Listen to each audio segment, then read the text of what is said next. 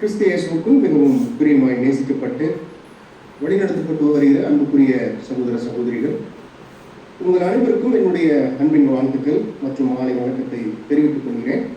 அதே போல நான் சார்ந்திருக்கக்கூடிய கோவை கிருஷா அருமையான சகோதர சகோதரிகளுடைய அன்பு வாழ்த்துக்களையும் உங்களோடு பகிர்ந்து கொள்வதில் மிக்க மகிழ்ச்சி அடைகிறேன். பிரியமான சகோதர சகோதரிகளே, இன்றைய நாளில் நம்ம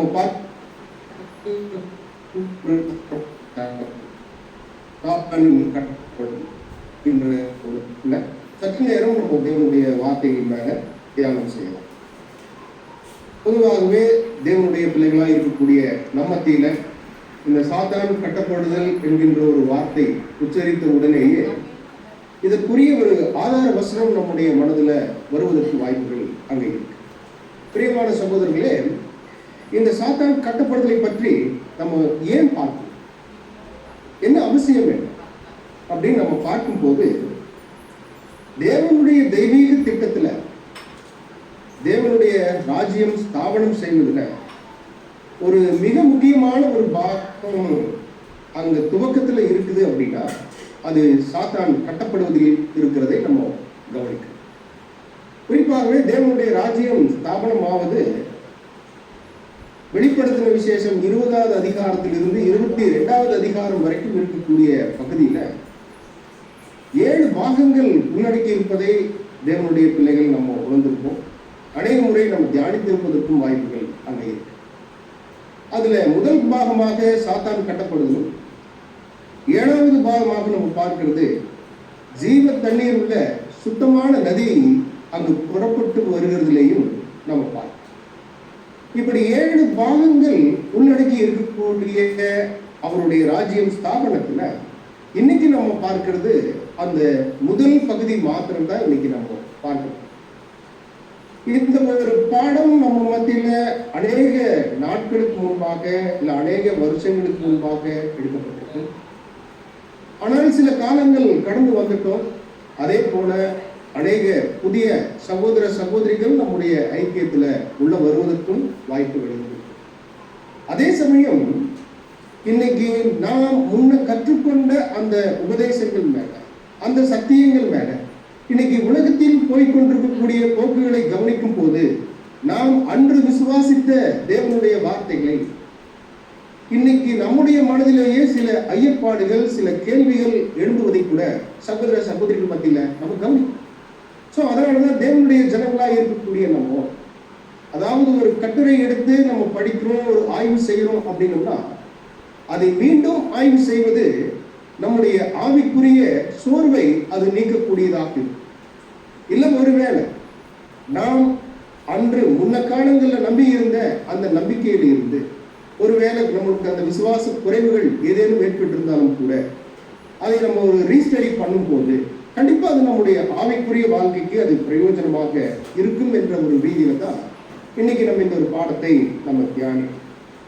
அருமையான சகோதர சகோதரிகளே, வேத வசன பகுதிகளை தேவனுடைய பிள்ளைகளாக இருக்கக்கூடிய நாம் நம்முடைய மனதில் எழக்கூடிய எல்லா விதமான சந்தேகங்களுக்கும் எல்லா விதமான கேள்விகளுக்கும் தேவனுடைய வசனங்கள் மாத்திரமே நமக்கு அங்கு பதில் தரக்கூடியதாக இருக்கும்.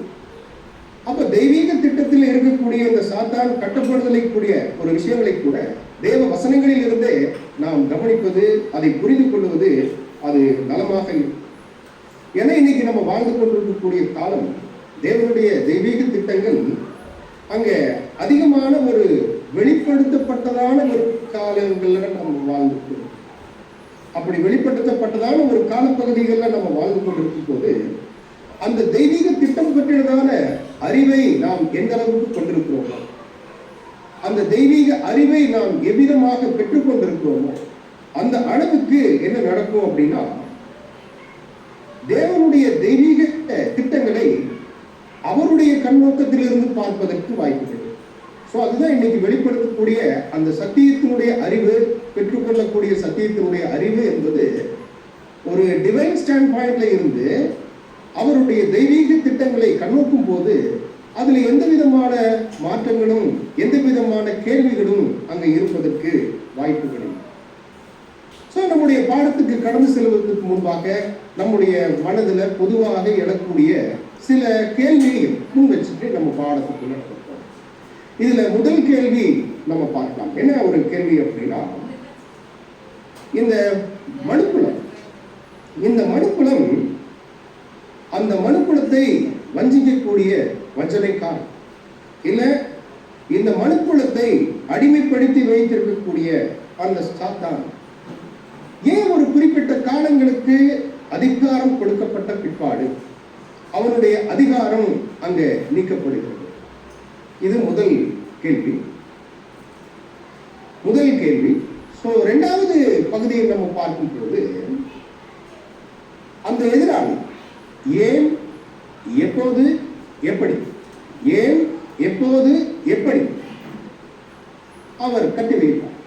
அந்த கட்டி வைப்பதில் கூட சில ப்ராசஸ் இருக்கிறத தேவனுடைய வசனங்கள் நம்மளுக்கு என்ன பண்ணுதுன்னு கேட்டீங்கன்னா அங்க நமக்கு கற்றுக்கொள்ளும்.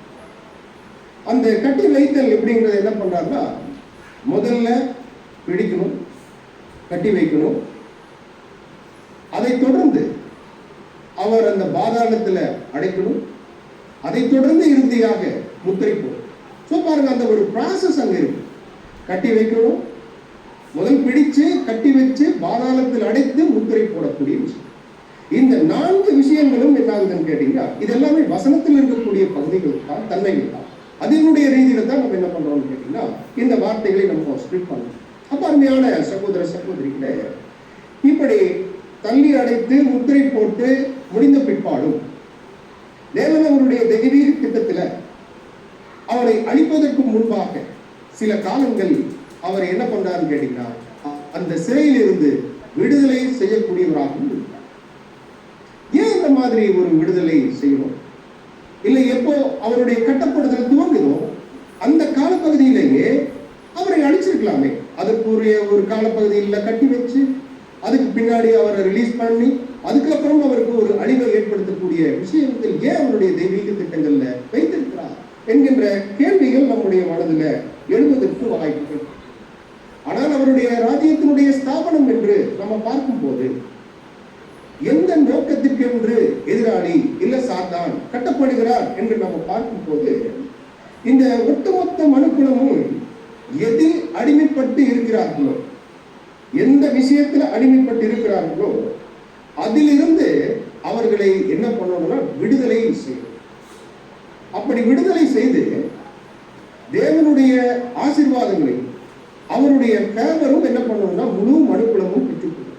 அந்த ஃபுல் ரெஸ்டிடியூஷனுக்குள்ள மனுக்குலம் வரும். ஸோ இதற்காகத்தான் சாத்தான் கட்டப்படுதலை தன்னுடைய தெய்வீக திட்டத்தினுடைய முதல் பகுதியில் அவர் என்ன பண்றான்னு கேட்டீங்கன்னா வைத்திருக்கிறார். அப்ப அவருடைய திட்டங்கள் என்பது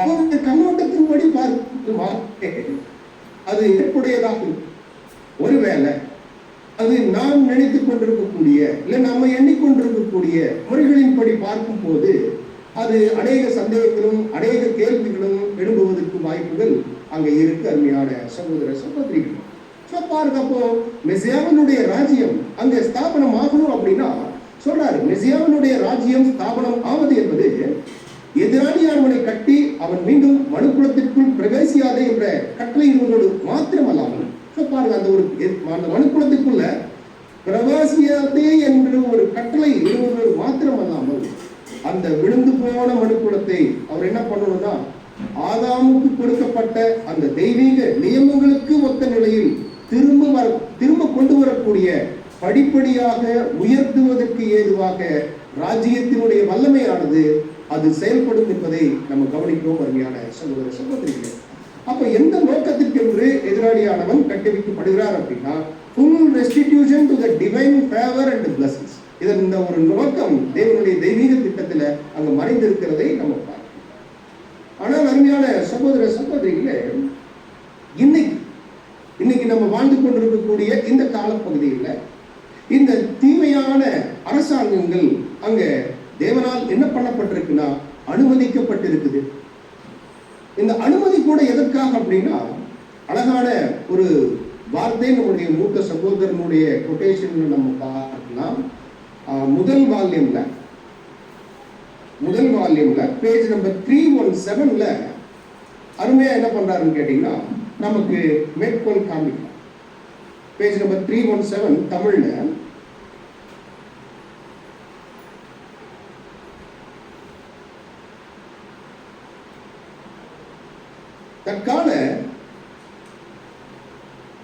தற்கால தீமையான அரசாங்கங்கள் தேவனால் அனுமதிக்கப்பட்டிருப்பதையும் அந்த ராஜ்யங்களால் நிறைவேற்றப்பட வேண்டும் என அவரால் குறிக்கப்பட்ட காரியங்கள் நடந்தேறினவுடன் அவைகள் நீக்கப்பட்டு கடைசிக்கு ஒரு நல்ல அரசாங்கத்தை கொண்டு வரும்படியான அவரது திட்டத்தை பற்றியும் நமது பிள்ளைகள் அறியாதிருந்து இருளில் தவிக்க தேவனுக்கு மனதில்லை.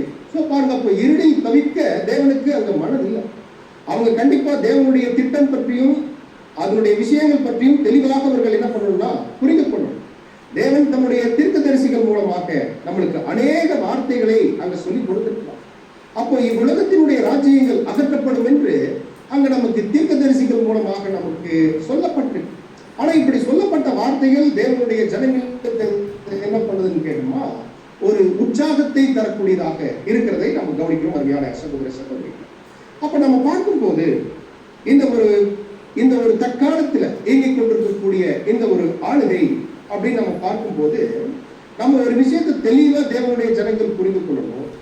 தேவனுடைய சித்தத்துக்கும் வல்லமைக்கும் எதிரானது அல்ல. தற்காலத்துல ஆளுகை செய்து கொண்டிருக்கக்கூடிய இந்த ராஜ்யங்கள் தேவனுடைய சித்தத்திற்கும் அவருடைய வல்லமைக்கும் எதிரானது அல்ல என்ற ஒரு புரிதல் தேவனுடைய ஜனங்களுக்குள்ள இருக்கு. காரணம் என்ன அப்படின்னு நம்ம பார்க்கும்போது அழகாக நமக்கு அப்போஸ்தலனாகிய பவுல் நம்மளுக்கு தெளிவுபடுத்துறார். என்ன வார்த்தைகள் பேசுறார் அப்படின்னா, ரோமர் 13வது அதிகாரம் முதல் வசனத்தில் நம்ம பார்க்கும்போது அந்த வசனத்தினுடைய பின்பகுதிகளை நம்ம கவனிக்கலாம். தேவனாலே அன்றி ஒரு அதிகாரமும் இல்லை, உண்டாயிருக்கிற அதிகாரங்கள் தேவனாலே நியமிக்கப்பட்டிருக்கிறது. அப்போ இன்னைக்கு இந்த உலகத்தின் மேல எந்த அதிகாரங்கள் இருந்துட்டால் அது தேவனாலே அன்றி ஒரு அதிகாரமும் இல்லை, உண்டாயிருக்கிற அதிகாரங்கள் தேவனாலே நியமிக்கப்பட்டிருக்கிறது. அப்போ அருமையான சகோதர சகோதரிகளே, அப்ப எந்த ஒரு அதிகாரமும் அவருடைய சித்தத்துக்கும் வல்லமைக்கும் எதிரானது அல்ல என்பதை தேவனுடைய ஜனங்கள் நம்ம பார்க்கணும். அப்ப இது எல்லாமே நம்முடைய பாடத்தினுடைய ஒரு முகமுறையாக கொண்டு நம்முடைய பாடத்துக்குள்ள நம்ம கடந்து செல்றோம். ஸோ இப்போ நம்ம சாத்தான் கட்டப்படுதல், இந்த சாத்தான் கட்டப்படுதல் என்கின்ற ஒரு வார்த்தை நம்முடைய காதுகளில் கேட்ட உடனே வேத மாணவர்கள் மத்தியில் இதற்குரிய ஒரு ஆதார வசனம் நினைவுக்கு வரும். வெளிப்படுத்துகிற விசேஷம் 20வது அதிகாரம் முதல் 3 வசனங்கள் நம்மளுக்கு ரொம்ப ஒரு பரிச்சயமான வசனங்களாக இருக்கிறதை நம்ம பார்க்கிறோம். அருமையான சகோதர சகோதரி, ஆனால் இந்த வெளிப்படுத்துகிற விசேஷம் என்பது அது முழுவதும் ஒரு அடையாள பாஷைகளில் பதிவிடப்பட்டிருக்கிறதையும் நம்ம தெரிஞ்சோம். அப்போ ஒவ்வொரு வார்த்தைகளும் அதுல பயன்படுத்தக்கூடிய அர்த்தங்களும் அது ஞான அர்த்தம் உள்ளவைகளாக அங்க இருக்கிறதை நம்ம பார்க்கணும். அந்த ரீதியில நம்ம பார்க்கும்போது வெளிப்படுத்துகிற விசேஷம் 20வது அதிகாரம் முதல் வசனத்தை நம்ம எடுத்துக்கோனா, இங்கே கவனிச்சு பார்க்கலாம். ஒவ்வொரு வசனங்களும் நம்ம படிச்சு பரிச்சயமான வசனங்களாக இருந்துட்டாலும் சொல்றார், ஒரு தூதன் பாதாளத்தின் திறவுகோலையும் பெரிய சங்கிலியையும் தன் கையில பிடித்துக் கொண்டு பரலோகத்தில் இருந்து இறங்கி வர கண்டேன். வானத்திலிருந்து இல்ல, அது பரலோகத்தில் இருந்து இறங்கி வர கண்டேன் என்பதை நம்ம பார்க்கிறோம். அப்ப இந்த தூதன் யாரு?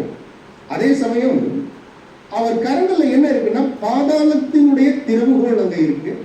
அதே சமயம் ஒரு பெரிய சங்கிலி அங்க இருக்கிறத நம்ம பார்க்கிறோம். அப்ப இது எல்லாமே நமக்கு புரியும். இது அடையாளம்.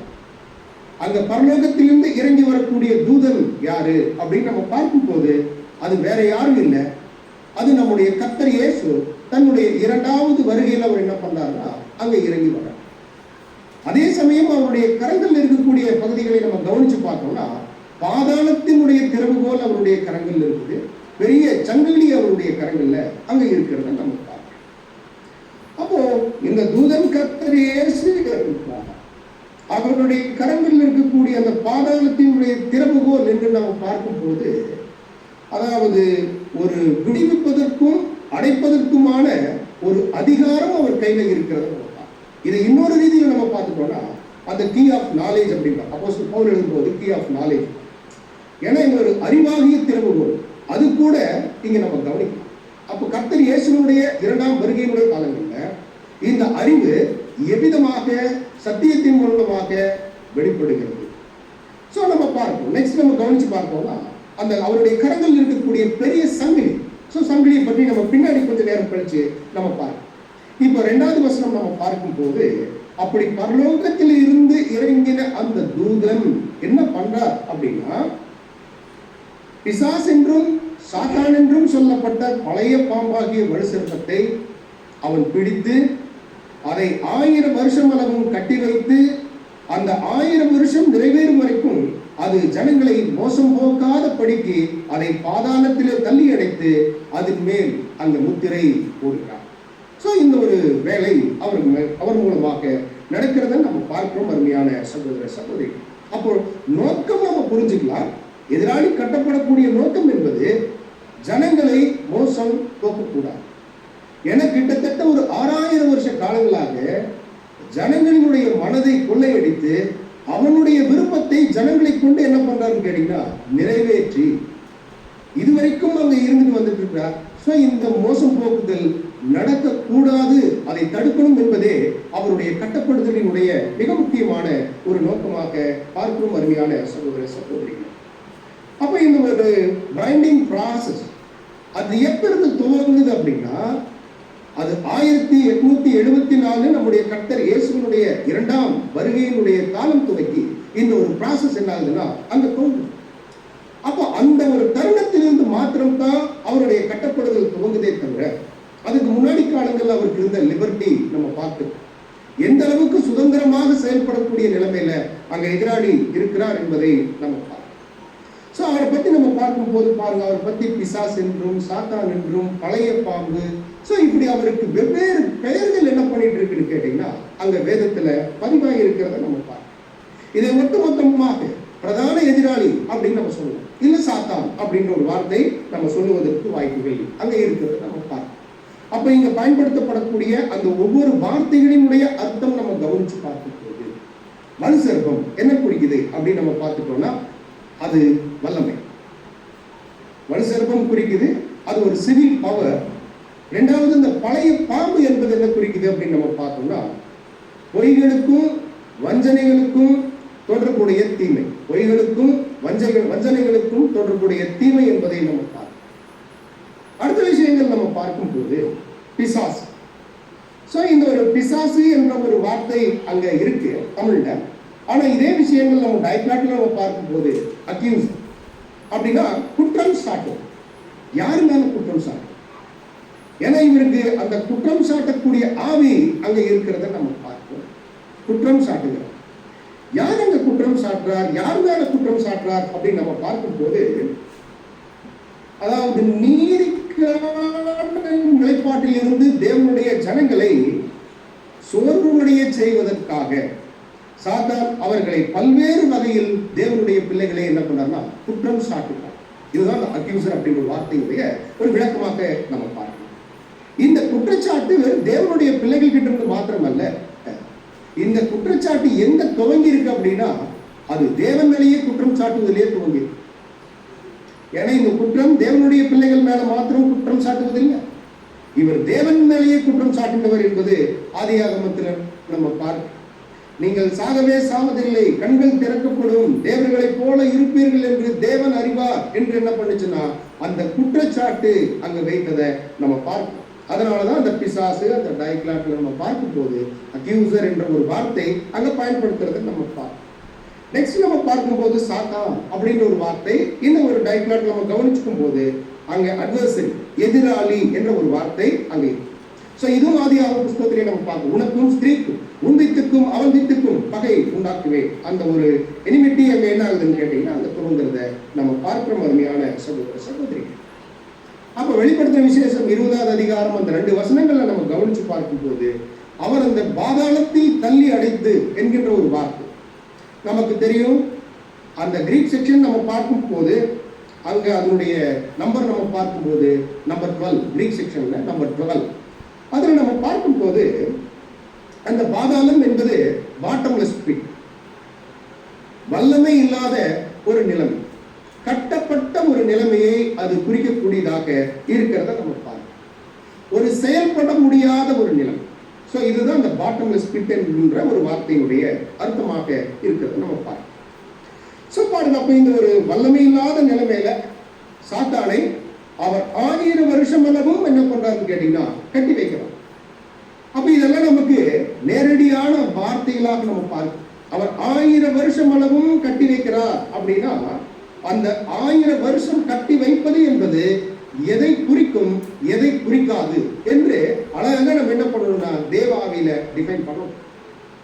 அப்படி நம்ம நிதானிச்சு பகுத்து பார்க்கும் போது மாத்திரமே அந்த 1000 வருஷம் கட்டி வைத்தல் என்பது என்ன குறிக்கிறது என்பதை நம்ம புரிந்து கொள்ள முடியும். அருமையான சகோதர சகோதரிகளே, அப்போ அந்த அபைஸ் என்ற வார்த்தை அங்க அந்த பாட்டம்லெஸ் பிட், அதே சமயம் அந்த கட்டி வைத்தல் என்கின்ற ஒரு வார்த்தைக்கு நம்ம பார்க்கிறோம் கிரீக் செக்ஷன்ல 12:10 அதுல டேகோ என்கின்ற ஒரு வார்த்தை பயன்படுத்தப்பட்டிருக்கு. DEHO என்ற ஒரு வார்த்தை அங்க பயன்படுத்தப்பட்டிருக்கு. அந்த வார்த்தையினுடைய அர்த்தம் நம்ம கவனிச்சு பார்க்கும்போது பிணைத்தல் அல்லது கட்டுதல் போன்ற அர்த்தங்களை இது என்ன பண்ணுதுன்னா குறிக்கக்கூடியதாக இருக்கு. அருமையான சகோதர சகோதரிகள், அப்ப இந்த ஒரு அடையாள வார்த்தையினுடைய அர்த்தங்களை நம்ம பார்க்கும் போது சொல்றாரு restrain or collective process. Restrain or collective process என்கின்ற 2 விஷயங்கள் வைன் டிக்ஷனரியில் என்ன பண்றாருன்னு கேட்டீங்கன்னா நம்மளுக்கு விளக்கம் தருகிறதை நம்ம பார்க்கலாம். அப்ப இந்த ஒரு கட்டி வைக்கப்படுதல் என்கின்ற அந்த வார்த்தையை நேரடியாக எடுத்து வாசித்தால், அதனுடைய அடையாள அர்த்தத்தை புறக்கணித்தால், பாருங்க, நேரடியாக எடுத்து வாசிக்கிறது, அதை அடையாள வார்த்தைகளை புறக்கணித்தால் என்ன நடக்கும் என்றால் அங்க தெளிவாக சொல்லுகிறார், நமக்கு நாமே தீங்கிழைத்துக் கொள்ளும். ஏன்னா எழுதப்பட்டிருக்கக்கூடிய அடையாள பாஷையை நேரடியாக எடுத்துக்கொண்டு பார்க்கும் போது அது கண்டிப்பா நமக்கு என்ன பண்ணுனா அது தீங்கு விளைவிக்கக்கூடியதாக இருக்கும். அருமையான சகோதர சகோதரி, அப்ப இந்த டேகோ என்கின்ற ஒரு வார்த்தையை நம்ம எடுத்து இந்த வார்த்தைகள் அந்த கட்டி வைத்தல் என்கின்ற ஒரு வார்த்தை நம்முடைய வேதாகமத்தில் அநேக இடங்கள் என்ன பண்ணியிருக்காருன்னு கேட்டீங்கன்னா பதிவிட்டிருக்காரு. அந்த வார்த்தைகளை சில வசன பகுதிகளை எடுத்து அந்த வார்த்தையினுடைய அர்த்தங்கள் என்ன, எந்த ரீதியில் அது பேசப்பட்டிருக்கிறது என்பதை நாம் நிதானிச்சு நம்ம பார்க்கும் போது நம்ம இன்னும் ஆழமான ஒரு பார்வை நமக்கு கிடைக்கிறதுக்கு வாய்ப்புகள் இருக்கு. அருமையான சகோதர சகோதரி, பாருங்க, அப்ப சொல்ற சாத்தானை கட்டுப்படுத்தக்கூடிய அந்த கால அளவு, சாத்தானை கட்டுப்படுத்தக்கூடிய அந்த கால அளவு என்பது not less or not more. அப்படின்னா 1000 வருஷங்கள், அதுக்கு அதிகமாகவும் இல்லை, அதுக்கு குறைவாகவும். இந்த ரீதியில தான் அந்த 1000 வருஷம் என்பதை நாம் என்ன பண்றோம்னு கேட்டீங்கன்னா நம்ம பார்ப்போம்.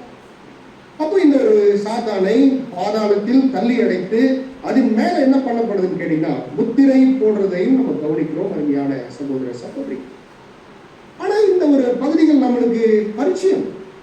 ஆனாலும் என்ன கேள்வி வருது அப்படின்னா 1874 கர்த்தர் இயேசு தன்னுடைய 2ஆம் வருகையில வந்திருந்தாலும் இன்னைக்கு உலகத்தில் நடக்கக்கூடிய நிகழ்வுகளை நம்ம பார்க்கும் போது, அங்க நடக்கக்கூடிய தீமைகளை நம்ம கவனிக்கும் போது பொதுவாகவே ஒவ்வொரு ஜனங்களுக்குள்ளும் என்ன ஆகும் கேட்டீங்கன்னா இந்த கேள்விகள் எழுவதற்கு வாய்ப்புகள் அங்கே இருக்கு.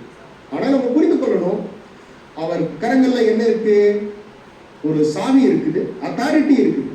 அதே சமயம் அவருடைய கரங்கள்ல ஒரு பெரிய சங்கிலி அங்க இருக்கிறது. அந்த பெரிய சங்கிலி என்ன குறிக்குது அப்படின்னா மூத்த சகோதரனுடைய எழுத்துக்களினுடைய அடிப்படையில அது ட்ரூத். அந்த ட்ரூத் என்கின்ற ஒரு வார்த்தை மாத்திரமல்ல, இதை தொடர்ந்து என்ன ஒரு வார்த்தைகள் சொல்றாரு அப்படின்னா அட்வான்ஸ் ட்ரூத். பாருங்க, இன்னைக்கு நம்ம வாழ்ந்து கொண்டிருக்கக்கூடிய காலங்கள்ல ஒவ்வொரு பாடங்களையும் நம்ம பார்க்கும் போது அதனுடைய தன்மை, வெளிப்படக்கூடிய தன்மை சகோதரர்கள் நம்ம மத்தியில பகிர்ந்து கொள்ளும் பொழுது அதனுடைய தன்மைகளை நம்ம பார்க்கும் போது ஒரு அட்வான்ஸ் ட்ரூத் என்ன ஆகுதுன்னு கேட்டீங்கன்னா அங்க வெளிப்படும். ஏன்னா இப்ப கர்த்தர் இயேசுவினுடைய கரங்கள்ல ஒரு பெரிய சங்கிலி அங்க இருக்கிறத நம்ம பார்ப்போம். அப்ப அந்த பெரிய சங்கிலி என்பதை என்ன சொல்றாருன்னு கேட்டீங்கன்னா அவருடைய மாபெரும் சத்தியங்கள், அந்த சத்தியங்கள் தான் என்ன பண்ணுங்கிறாருன்னா வெளியரங்கமாக்குவதெல்லாம் வெளிச்சமாய் இருக்குமே. அப்ப இன்னைக்கெல்லாம் வெளியரங்கம் வாங்கிட்டு இருக்கு அப்படின்னா அதெல்லாமே மிகப்பெரிய ஒரு வெளிச்சம் அங்க கிடைக்கிறத அப்போஸ்தலன் பவுல் நம்மளுக்கு அங்க வார்த்தைகள்ல பதிவிடுறார். அருமையான சகோதர சகோதரிகள், அப்ப நமக்கு தெரியும் எதிராளி எப்பேற்பட்டவர் அப்படின்னு நம்ம பார்க்கும்போது அவர் அந்தகாரத்தினுடைய அதிகாரம் உடையவர். அது மாத்திரமில்லை, இருளின் அதிகாரம் படைத்தவர். ஆனா பரலோகத்திலிருந்து வந்த தூதர் இல்ல பரலோகத்திலிருந்து வந்த கர்த்தர் இயேசு எப்பேற்பட்டவர்னா வெளிச்சம் சம்பந்தப்பட்டவர். அப்ப அந்த வெளிச்சம் சம்பந்தப்பட்ட கர்த்தர் இயேசு என்ன பண்றாருன்னா, அவருடைய கரங்கள்ல பெரிய சங்கிலி வைத்திருக்கிறார் என்றால் அது ஆச்சரியமான சத்தியத்தினுடைய வெளிச்சங்கள் வெளிப்படக்கூடிய ஒரு காலம். அது என்ன பண்ணுதுன்னா, இதுவரைக்கும் அந்த அந்தகாரத்தினுடைய வல்லமை செயல்பட்டு இருந்தது. ஆனா அந்த வல்லமையை இப்ப என்ன பண்ணுதுன்னா, அந்த மாபெரும் சங்கிலி இல்ல சத்தியம் என்ன பண்ணுதுன்னா, அது குறைக்கும். அந்த அந்தகாரத்தினுடைய செயல்பாடுகளை ஒரு கட்டுக்குள்ள கொண்டு வருகிறதை நம்ம பார்க்கலாம் அருமையான சகோதர சகோதரிகளே. அப்போ இன்னைக்கு வாழ்ந்து கொண்டிருக்கக்கூடிய ஜனங்கள் மத்தியில பாருங்க, ஒரு அறியாமையில எத்தனை ஜனங்கள் இருக்காங்க, மூட நம்பிக்கைகள்ல எத்தனை ஜனங்கள் இருக்காங்க. ஆனா இந்த ஒரு அறியாமை, மூட நம்பிக்கை இதெல்லாம் இன்னைக்கு நம்முடைய காலங்கள்ல இன்னைக்கு ஓரளவு தான் இருக்கு. ஆனா நம்ம முன்ன காலங்களில் நம்ம கவனித்து பார்க்கும் பொழுது இந்த அறியாமையும் மூட நம்பிக்கையும் அது ஏராளமாக அங்க இருந்ததை நம்ம பார்க்கணும். ஆனா இன்னைக்கு 1874 பிற்பாடு அங்க என்ன நடந்திருக்குன்னா, அறியாமை, மூட நம்பிக்கை, ஜனங்கள் தங்களுடைய தனிப்பட்ட சுதந்திரத்துக்காக போராடக்கூடிய அந்த தீவிரம். இதையெல்லாம் நம்ம என்ன பண்றோம் கேட்டீங்கன்னா, கவனித்து பார்ப்போம். ஏன் இதெல்லாம் என்ன காரணம்? ஒரு குறிப்பிட்ட வருஷங்களுக்கு பிற்பாடுதான் இவ்வளவு நிகழ்வுகள் அங்க நடந்துட்டு இருக்குன்னா காரணம் என்ன என்று நாம் நிதானமாக நம்ம பார்க்கணும் அருமையான சகோதர சகோதரிகளே. அப்ப கர்த்தர் சாத்தானை அங்க பாதாளத்தில் தள்ளி அடைத்து, அப்படின்னா அந்த வார்த்தையினுடைய அர்த்தம் என்ன? தள்ளி அடைத்து, பாதாளத்துல தள்ளி அடைக்கிறார் அப்படின்னா, அதாவது மனுக்குலத்தின் தொடர்பில் இருந்து முழுமையாக அவரை என்ன பண்றாருன்னு கேட்டீங்கன்னா சிறைப்படுத்த, மனுக்குலத்தின் தொடர்பில் இருந்து முழுமையாக சிறைப்படுத்தி இப்ப அந்த பாதாளத்தில் அவர் என்ன பண்றாருன்னு கேட்டீங்கன்னா அடைச்சு வச்சார். ஏன்னா இவருடைய கட்டங்கள்ல அத்தாரிட்டி இருக்கு, அதிகாரம் இருக்குது. இவர் மாத்திரமே அவரை விடுவிக்கவும் முடியும், அவரை அடைக்கவும் முடியும். அப்பேற்பட்ட அதிகாரம் மிக்கவராகத்தான் நம்முடைய கர்த்தர் இயேசு இரண்டாவது வருகையில் அங்க என்ன பண்றாருன்னா வந்திருக்கிறார். அப்ப கிட்டத்தட்ட ஒரு 6000 வருட காலங்களாக அங்க சாத்தான் பிரயோகித்து வந்த அந்த முறை அப்படின்னு நம்ம பார்க்கும் போது வஞ்சனை, இது ஏதேன்ற துவங்கின வஞ்சனை கிட்டத்தட்ட இன்றைய நாள் அளவும் என்ன இருக்குன்னா அது கடந்து வந்துகிட்டே இருக்கு. அப்ப நம்ம கவனிக்கலாம். அப்போ அந்த வஞ்சகத்திலிருந்து ஜனங்கள் மோசம் போக்காதபடிக்கு அவனை என்ன பண்ணணும்னா தடை செய்வது கட்டப்படுதலினுடைய நோக்கமாக அங்க நம்ம கவனிக்கிறோம் அருமையான சகோதர சகோதரிகளே. அப்ப நம்ம கவனிக்கலாம், இந்த வார்த்தைகள் நம்ம பார்க்கும் போது மனுக்குலத்தினுடைய தொடர்பில் இருந்து முழுமையாக சிறைப்படுத்தி வைக்கப்படுகிறான் அப்படின்னு நம்ம பார்க்கும் போது 1000 வருஷம் அளவும் அது போல மனுக்குலத்தில் இருந்து அவர்கள் எந்த விதமான தொடர்பில் இருந்தும் அவர் வந்துட்டு சிறைப்படுத்தி வைக்கிறார் என்று வேத வசனங்கள் நம்மளுக்கு என்ன பண்றது இல்லைன்னா சான்று பகிர்ந்து இல்லை. 1000 வருஷம் அளவும் அவர் கட்டி வைக்கப்படுகிறார் அப்படின்ற ஒரு வார்த்தை தான் அங்க இருக்கிறத நம்ம பார்க்கலாம், கவனிச்சுக்கலாம். சாத்தான் 1000 வருஷங்களாக சங்கிலியால் அங்க கட்டுப்படுத்தப்பட்டதாக பேசப்பட்டாலும் 1000 வருஷம் முழுவதும் அவன் பாதாளத்தில் வைக்கிறான் என்று வேத வாக்கியங்கள் கூறவில்லை என்பதை இங்கே அடையாளம் காண வேண்டிய அவசியத்தில் தேவனுடைய பிள்ளைகளாக நம்ம இருக்கிறோம் அருமையான சகோதர சகோதரிகளை. நெக்ஸ்ட் நம்ம பார்க்கும்போது வேற வார்த்தைகள் என்ன சொல்றாரு அப்படின்னா, அந்த சாத்தான் தனது கட்டி வைக்கப்படுதலினுடைய முற்பகுதியில, அந்த முற்பகுதியில என்ன நடக்கும்னா ஜனங்களை வஞ்சிக்க அனுமதிக்கப்படுகிறதை நம்ம பார்க்கிறோம். ஏன்னா அப்படி சாத்தான் கட்டுப்படுதலினுடைய காலத்தினுடைய முற்பகுதியில தேசங்களை வஞ்சிக்க அனுமதிக்கப்படுகிறான் என்பதை நம்ம கவனிக்கும் போது அக்கால பகுதியில அவன் படுகொலியில் செலவிடும் காலப்பகுதியா இருக்காது. பாருங்க, அவர் எங்க போகல, ஏன்னா நம்ம பார்க்கிறோம், பிடித்து கட்டி வைத்து பாதாளத்தில் அடைத்து முத்திரை போல் இவ்வளவு ப்ராசஸ் இருக்கு. அப்ப சாத்தான் தனது கட்டி வைக்கப்படுவதனுடைய காலத்தினுடைய முற்பகுதியில அங்க வஞ்சிக்கிறதுக்கு அனுமதி இருக்கு. அக்கால பகுதியில அவன் பாதாளத்துல இல்ல என்பது தெரியும். அவன் கட்டப்பட்டிருந்தாலும் நம்ம கவனிக்கலாம், அவன் கட்டப்பட்டு இருந்தாலும் முழுமையான சிறைவாசத்தின் அளவுக்கு கட்டுப்படுத்தப்பட்டிருக்கும் 1000 வருஷங்களின் முதல் பகுதியில் கட்டப்படுதலானது அது ஓரளவுக்கு அவருடைய கட்டுப்படுதல் என்ன ஆகுதுன்னு கேட்டீங்கன்னா அங்க இருக்கிறத நம்ம பார்க்கிறோம் அருமையான சகோதர சகோதரி. பாருங்க, இப்ப நம்ம என்ன பண்ணலாம்னா எதிராளியினுடைய அந்த கிரியைகளை நம்ம கொஞ்சம் ஒரு ஆர்டர் பண்ணணும், எந்த விதமாக இருக்குது அப்படின்னு நம்ம பார்க்கும் போது இப்ப 1874 என்பது கர்த்தருடைய பிரசங்கம், அவருடைய 2வது வருகை. ஆனா அதுக்கு முன்னாடி காலங்கள்ல ஏன்னா பாருங்க அந்த ஒரு டைம் பீரியட்ல இருந்து நமக்கு 1000 வருஷங்கள் துவங்கிடுது என்கின்ற மூத்த சகோதரர்களுடைய எழுத்துக்கள், வேத வாக்கியங்கள் நம்மளுக்கு அங்க தெரிவிக்கிறது நம்ம பார்க்க. ஆனா அந்த 1000 வருஷங்கள் துவங்குவதற்கு முன்பாக தேசங்களை வஞ்சிக்க சாத்தான் எப்படி இருக்காருன்னு கேட்டீங்கன்னா, ஃபுல் லிபர்ட்டி அங்க இருக்கு. முழு சுதந்திரமும் அவருக்கு அங்க இருந்துச்சு. ஆனா 1874க்கு பிற்பாடு என்ன நடக்குதுன்னா, தேசங்களை வஞ்சிப்பதற்கு சாத்தானுக்கு இருந்த அந்த ஃபுல் லிபர்ட்டி இப்ப இயேசு அனுமதிக்கும் அளவுக்கு மாத்திரமே என்ன பண்ணிருக்குன்னா கட்டுப்படுத்தப்பட்டப்பட்டிருக்கு.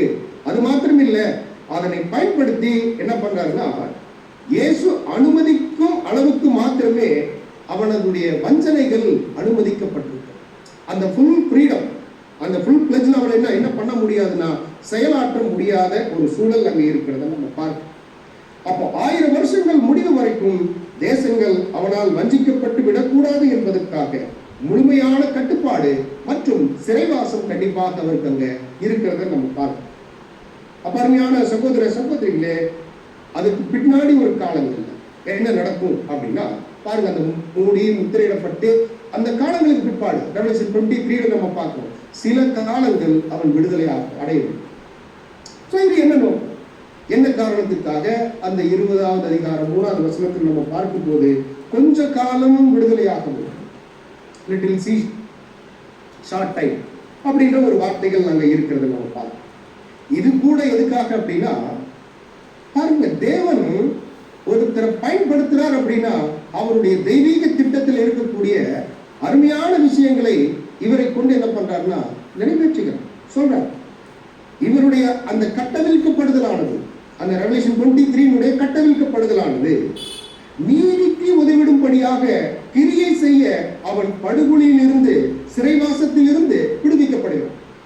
பாருங்க, நீதிக்கு உதவிடும்படியாக. அப்ப எந்த ஒரு விஷயத்திலையும் தேவனுடைய கரங்களுக்குள்ளதான் வந்துட்டு இருக்கார். தன்னுடைய கட்டுப்பாட்டை மீறி அவர் எதுவுமே என்ன பண்ண முடியாதுன்னா செய்ய முடியாது. இங்க நீதிக்கு உதவிடும்படியாக கிரியை செய்ய அவனை அனுமதிக்கிறார்.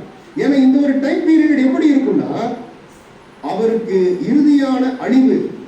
அது மாத்திரம் இல்லை, அதுல நேர்மையற்றவர்கள் யாரு என்பதையும் அங்கே பகுத்துணர்வதற்கு யாரைத்தான் பயன்படுத்துறாருன்னா எதிராளியை பயன்படுத்த.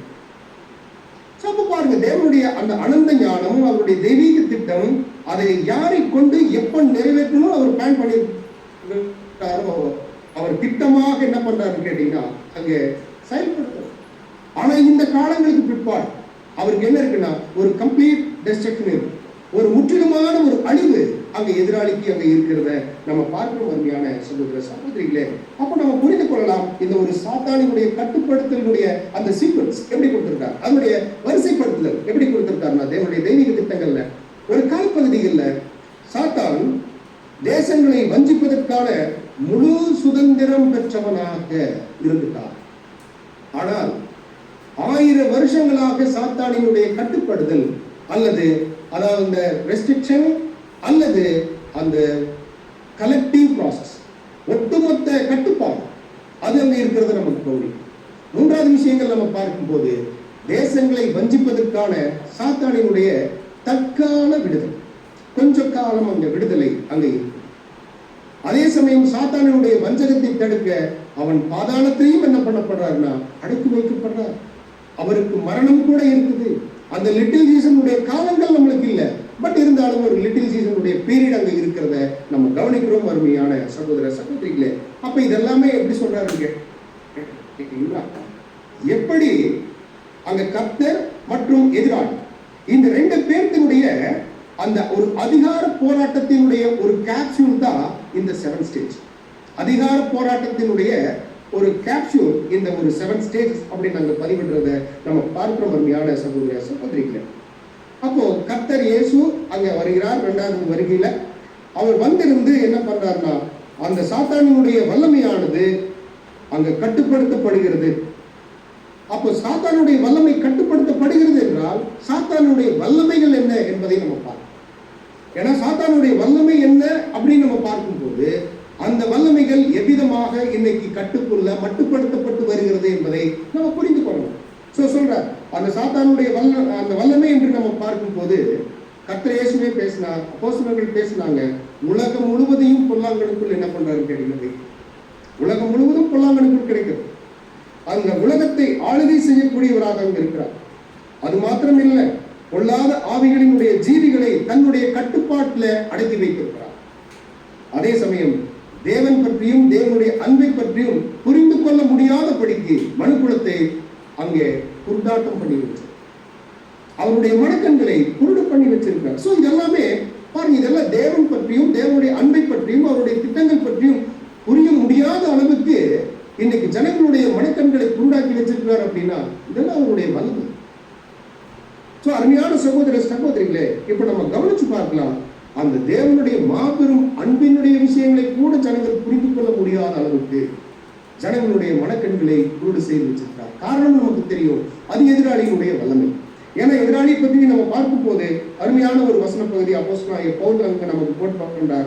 2 கொரிந்தியர் 11வது அதிகாரம் 14வது வசனத்தில் நம்ம பார்க்கிறோம். அது ஆச்சரியம் அல்ல, சாத்தானும் ஒளியின் தூதனுடைய வேஷத்தை தரித்துக் கொள்வானே. அது ஆச்சரியம் அல்ல, அது சாத்தானும் ஒளியின் தூதனுடைய வேஷத்தை அவர் என்ன பண்ணாரு கேட்டீங்கன்னா தரித்துக் கொள்வானே. அங்க தரித்துக் கொள்வானே என்கின்ற ஒரு வார்த்தைக்கு அங்க பயன்படுத்தப்பட்டிருக்கக்கூடிய கிரீக் செக்ஷன் நம்ம பார்க்கும்போது 3345ல அங்க கவனிக்கிறோம். நம்ம இந்த ஒரு வார்த்தை நம்ம மனதில் வச்சுக்கலாம். அதே போல இதுக்கு இணையாக இருக்கக்கூடிய இன்னொரு வார்த்தை நமக்கு ரொம்ப பரிச்சயமான வார்த்தை, ரோமர் 12வது அதிகாரம் 2வது வசனம். நம்ம அந்த வார்த்தையை மாத்திரம் நான் சொல்லிடுறேன். மறுரூபமாகும். அங்க டிரான்ஸ்ஃபார்ம் தரித்துக் கொண்டிருக்கிறானே, இங்க மறுரூபமாகும். சோ ரெண்டுக்கும் அந்த டிரான்ஸ்ஃபார்ம் அப்படின்ற ஒரு வார்த்தை தான் பயன்படுத்துறார். ஆனா இந்த 2 வார்த்தைக்கும் இருக்கக்கூடிய வித்தியாசங்களை தேவனுடைய பிள்ளைகள் நம்ம புரிஞ்சிருக்கோம். இதே அங்க 11-14ல திருவிவிலியம் நம்ம செக் பண்ணும்போது அங்க நம்ம பார்க்கிறோம், அவர் என்ன பண்ணிட்டு இருக்கிறார் அப்படின்னா நடிச்சுட்டு அவருடைய நடிப்பு அங்கே. ஆனா இங்க மறுரூபமாகுதல் என்பது என்ன குறிக்குது அப்படின்னு நம்ம பார்க்கும் போது அந்த வார்த்தைகள் 11-14 நம்ம பார்க்கிறோம். அங்கே மெட்டாஸ்கை மடிச்சோ, மெட்டாஸ்கை மடிச்சோ அப்படின்ற ஒரு வார்த்தை பயன்படுத்தப்பட்டிருக்கு. ஆனா அதே ரோமர் 12:2 நம்ம பார்க்கிறோம் மெட்டமார்பு அப்படின்ற ஒரு வார்த்தை. ஆனா இந்த மெட்டமார்பு என்ற ஒரு வார்த்தை நமக்கு பரிச்சயமானது. அது எப்படி இருக்கும் அப்படின்னா ஒரு பட்டுப்புழு பட்டாம்பூச்சியாக மாறுவதை அடையாளப்படுத்தக்கூடியதாக. ஒரு பட்டுப்புழு பட்டாம்பூச்சியாக மாறுது அப்படின்னா ஒரு மனிதன் என்ன பண்றாரு அப்படின்னா அது நீதிமானாக்கப்பட்டு ஆவியினால் ஜெனிப்பிக்கப்பட்டு ஒரு புதிய சிருஷ்டியாக மாற்றமடையும் போல. இதுதான் அந்த 12வது அதிகாரம் 2வது வசனத்தினுடைய ஒரு விளக்கமாக நம்ம பார்க்கும் அருமையான சகோதர சகோதரிகள். இதுதான் ஒரு நேர்த்தியான ஒரு மாற்றம் என்பதை நம்ம பார்க்கிறோம். ஆனா எதிராளிகளுடைய விஷயத்தில் அப்படி இல்லை. அவர் வேஷத்தை என்ன பண்ணியிருக்காருன்னா போட்டு ஒரு தோற்றத்தை அங்க போட்டுக்கொண்டிருக்கிறார். அது மாத்திரம் இல்லை, அந்த தோற்றத்தை மாத்திரம் எடுத்துட்டு அந்த தோற்றத்தில் அவர் என்ன பண்றாரு கேட்டீங்கன்னா திருப்தி அடையக்கூடியவராக. அதாவது எந்த ரோல் பண்றாரோ அந்த ரோல் அவர் அங்க ஒரு நடிப்பு, அந்த நடிப்புல அவருக்கு ஒரு திருப்தி அங்க இருக்கிறத நம்ம பார்க்கிறோம். சரி, எதற்காக பேர்பட்டதான ஒரு ரோல் அவர் எடுத்துக்கிறார்? ஏன் வந்துட்டு ஒளியின் பிள்ளைகள், அதாவது குறிப்பா நம்ம பார்த்துட்டோம் அப்படின்னா ஜனங்களை வஞ்சிப்பதற்கு சாத்தானும் ஒளியின் தூதனுடைய வேஷங்களை அவர் என்ன பண்றாருன்னா அங்க தனித்திருக்கிறார் அப்படின்னா குறிப்பா சொல்றார். பேஜ் நம்பர் 5183ல அங்க நம்ம பார்க்கும்போது ஒளியின் பிள்ளைகளை வஞ்சிக்க ஒளியின் தூதனாக மாறுகிறார். சோ மற்றவங்களை பத்தி கவலை இல்லை. யாரெல்லாம் சத்தியத்துல தேவனுடைய பிள்ளைகளாக இருக்கிறார்களோ அவர்களை வஞ்சிக்க ஒளியின் தூதனாக மாறுகிறார். ஏனெனில் பாவத்தின் பிரதிநிதியாக தன்னை காண்பித்தால் அவர்களை வஞ்சிக்க முடியாது என்பதை அவன் நன்றாக அறிந்தார். சோ அப்ப நம்ம பார்ப்போம் அவர் ஏன் ஒளியின் தூதனாக மாறுறாருன்னா ஒளியின் பிள்ளைகளை ஒரு வஞ்சனைக்குள்ள கொண்டு. சோ இதுதான் அவருடைய பிரதானமான ஒரு நோக்கமாக இருக்கிறத நம்ம பார்க்கிறோம் அருமையான சகோதர சகோதரி. அப்ப பார்த்து நம்முடைய சிம்போசியத்தினுடைய விஷயங்கள்ல உபதேச ரீதியான பகுதிகள் நம்ம பார்க்கும்போது சில பகுதிகள் அங்கே சகோதரர்கள் மேற்கொள் காமிச்சாங்க. ஆனா இன்னைக்கு நம்ம பார்க்கணும், இன்னைக்கு எப்படி கர்த்தர் அவர் ஒரு ஹெட்டா இருக்கிறார், அவருக்கு ஒரு சரீர அங்கங்கள் இருக்கு. அதே போல எதிராளி என்றால் அவர் ஒரு ஹெட், அவருக்கு ஒரு சரீர அங்கங்கள் இருக்கு. இப்போ இவர் என்ன பண்றார்? இந்த ஒளியின் தூதனுடைய வேஷத்தை போட்டுட்டு அவர் என்ன பண்றார் அப்படின்னா அங்க ஒளியின் பிள்ளைகளை வஞ்சிக்கிறார். அதே சமயம் அந்த சாத்தானினுடைய வல்லமை எப்படி இருக்குன்னா அது அடையாளங்கள், அற்புதங்கள், பொய்யான அற்புதங்கள் அவனுடைய செல்வாக்கின் கீழே என்ன ஆகுதுன்னு கேட்டீங்கன்னா இன்னைக்கு வரைக்கும் நடந்துட்டு இருக்கிறத நம்ம பார்க்கணும். ஏன்னா சகல விதமான வஞ்சகத்தோடும் நடக்கும் என்றுதான் அப்போஸ்தலன் பவுல் உங்களுக்கு என்ன பண்ணியிருக்காங்கன்னா சொல்லியிருக்காங்க. சகல விதமான வஞ்சனைகளோடும் தான் அது நடக்கும். அப்ப பிசாசினுடைய வல்லமை என்ன என்று நம்ம பார்க்கும்போது ஜனங்களை ஒரு நேர்மையில் இருந்து வழி விலக வைக்கும், ஜனங்களை வஞ்சித்து மோசம் போக்குவோம். ஸோ இதெல்லாம் வந்துட்டு இன்னைக்கு வரைக்கும் அங்க போறதை நம்ம பார்க்கணும். குறிப்பாக அந்த சத்தியத்தை அறியாதபடிக்கு ஜனங்களை வழிவிலக வைக்கும். அது எப்படின்னா ஆரம்பத்துல தேவனுடைய வசனங்களை கேட்கணும் அப்படின்னு ஒரு விருப்பம் இருக்கக்கூடிய ஜனங்கள் கிட்ட அவர் அந்த வஞ்சகத்தை உடனடியாக என்ன பண்றாருன்னு கேட்டீங்கன்னா செய்யறாங்க. இதுக்கு நம்மளுக்கு அப்போஸ்தலனுடைய நடவடிக்கைகள்ல வசனங்கள் நம்ம பார்க்கலாம். அப்போஸ்தலனுடைய நடவடிக்கைகள் 13ஆம் அதிகாரம் வசனம் 7 11 வசனங்கள் வரைக்கும் எடுத்துக்கோனா வசனங்கள் டிஸ்பிளே ஆகும். பட் நம்ம பார்க்கிறது எது அப்படின்னா பாருங்க, ஒரு மனுஷன் இருக்கார், செர்கியு பவுல் என்னும் அதிபதி ஒருத்தர் இருக்கார். அவரு தேவனுடைய வசனங்களை கேட்கறதுக்கு ஆசையா இருக்கார். அப்படி ஆசையா இருக்கும் போது சவுலையும் பர்னபாவையும் அவர் என்ன பண்றாருன்னா கூப்பிட்டு தேவனுடைய வசனங்களை கற்றுக்கொள்ளணும் அப்படின்ற ஒரு வாஞ்சையில கூப்பிடுறாரு.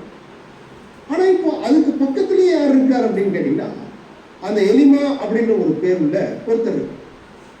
அவர் என்ன பண்றாருன்னா அவரும் ஒரு ஜூ தான். ஆனா அவர் என்ன பண்றாருன்னா அதிபதியை அந்த விசுவாசத்தினின்று திருப்பும்படி வகை தேடுறார். பாருங்க, இப்பதான் அவர் அந்த வார்த்தைகளை கேட்கணும்ன்ற ஒரு விருப்பம், வசனங்களை கேட்க ஆசையா இருக்கிறாரு. அந்த தருணத்திலே அவர் என்ன பண்றாருன்னா அந்த எலிமா அந்த விசுவாசத்திலிருந்து திருப்பும்படி வகை செய்து அவர்களோடு எதிர்த்து நிற்கிறார். இப்ப பவுல் என்ன பண்றாரு அப்படின்னு கேட்டீங்கன்னா எல்லா கபடமும் எல்லா பொல்லாங்கும் நிறைந்தவனே, பிசாசின் மகனே, நீதிக்கெல்லாம் பகையனே, கர்த்தருடைய செம்மையான வழிகளை புரட்டுவதில் ஓய மாட்டாயோ. ஸோ பாருங்க, போய் இது எந்த காலப்பகுதியில். ஆனா இன்னைக்கு அருமையான சகோதர சகோதரிகளே, அவர் செய்யக்கூடிய அந்த பிசாசினுடைய மகன்கள் செய்யக்கூடிய வேலை என்ன அப்படின்னா நீதிக்கெல்லாம் பகையனே, கர்த்தருடைய செம்மையான வழிகளை புரட்டுவதில் ஓய மாட்டாயோ.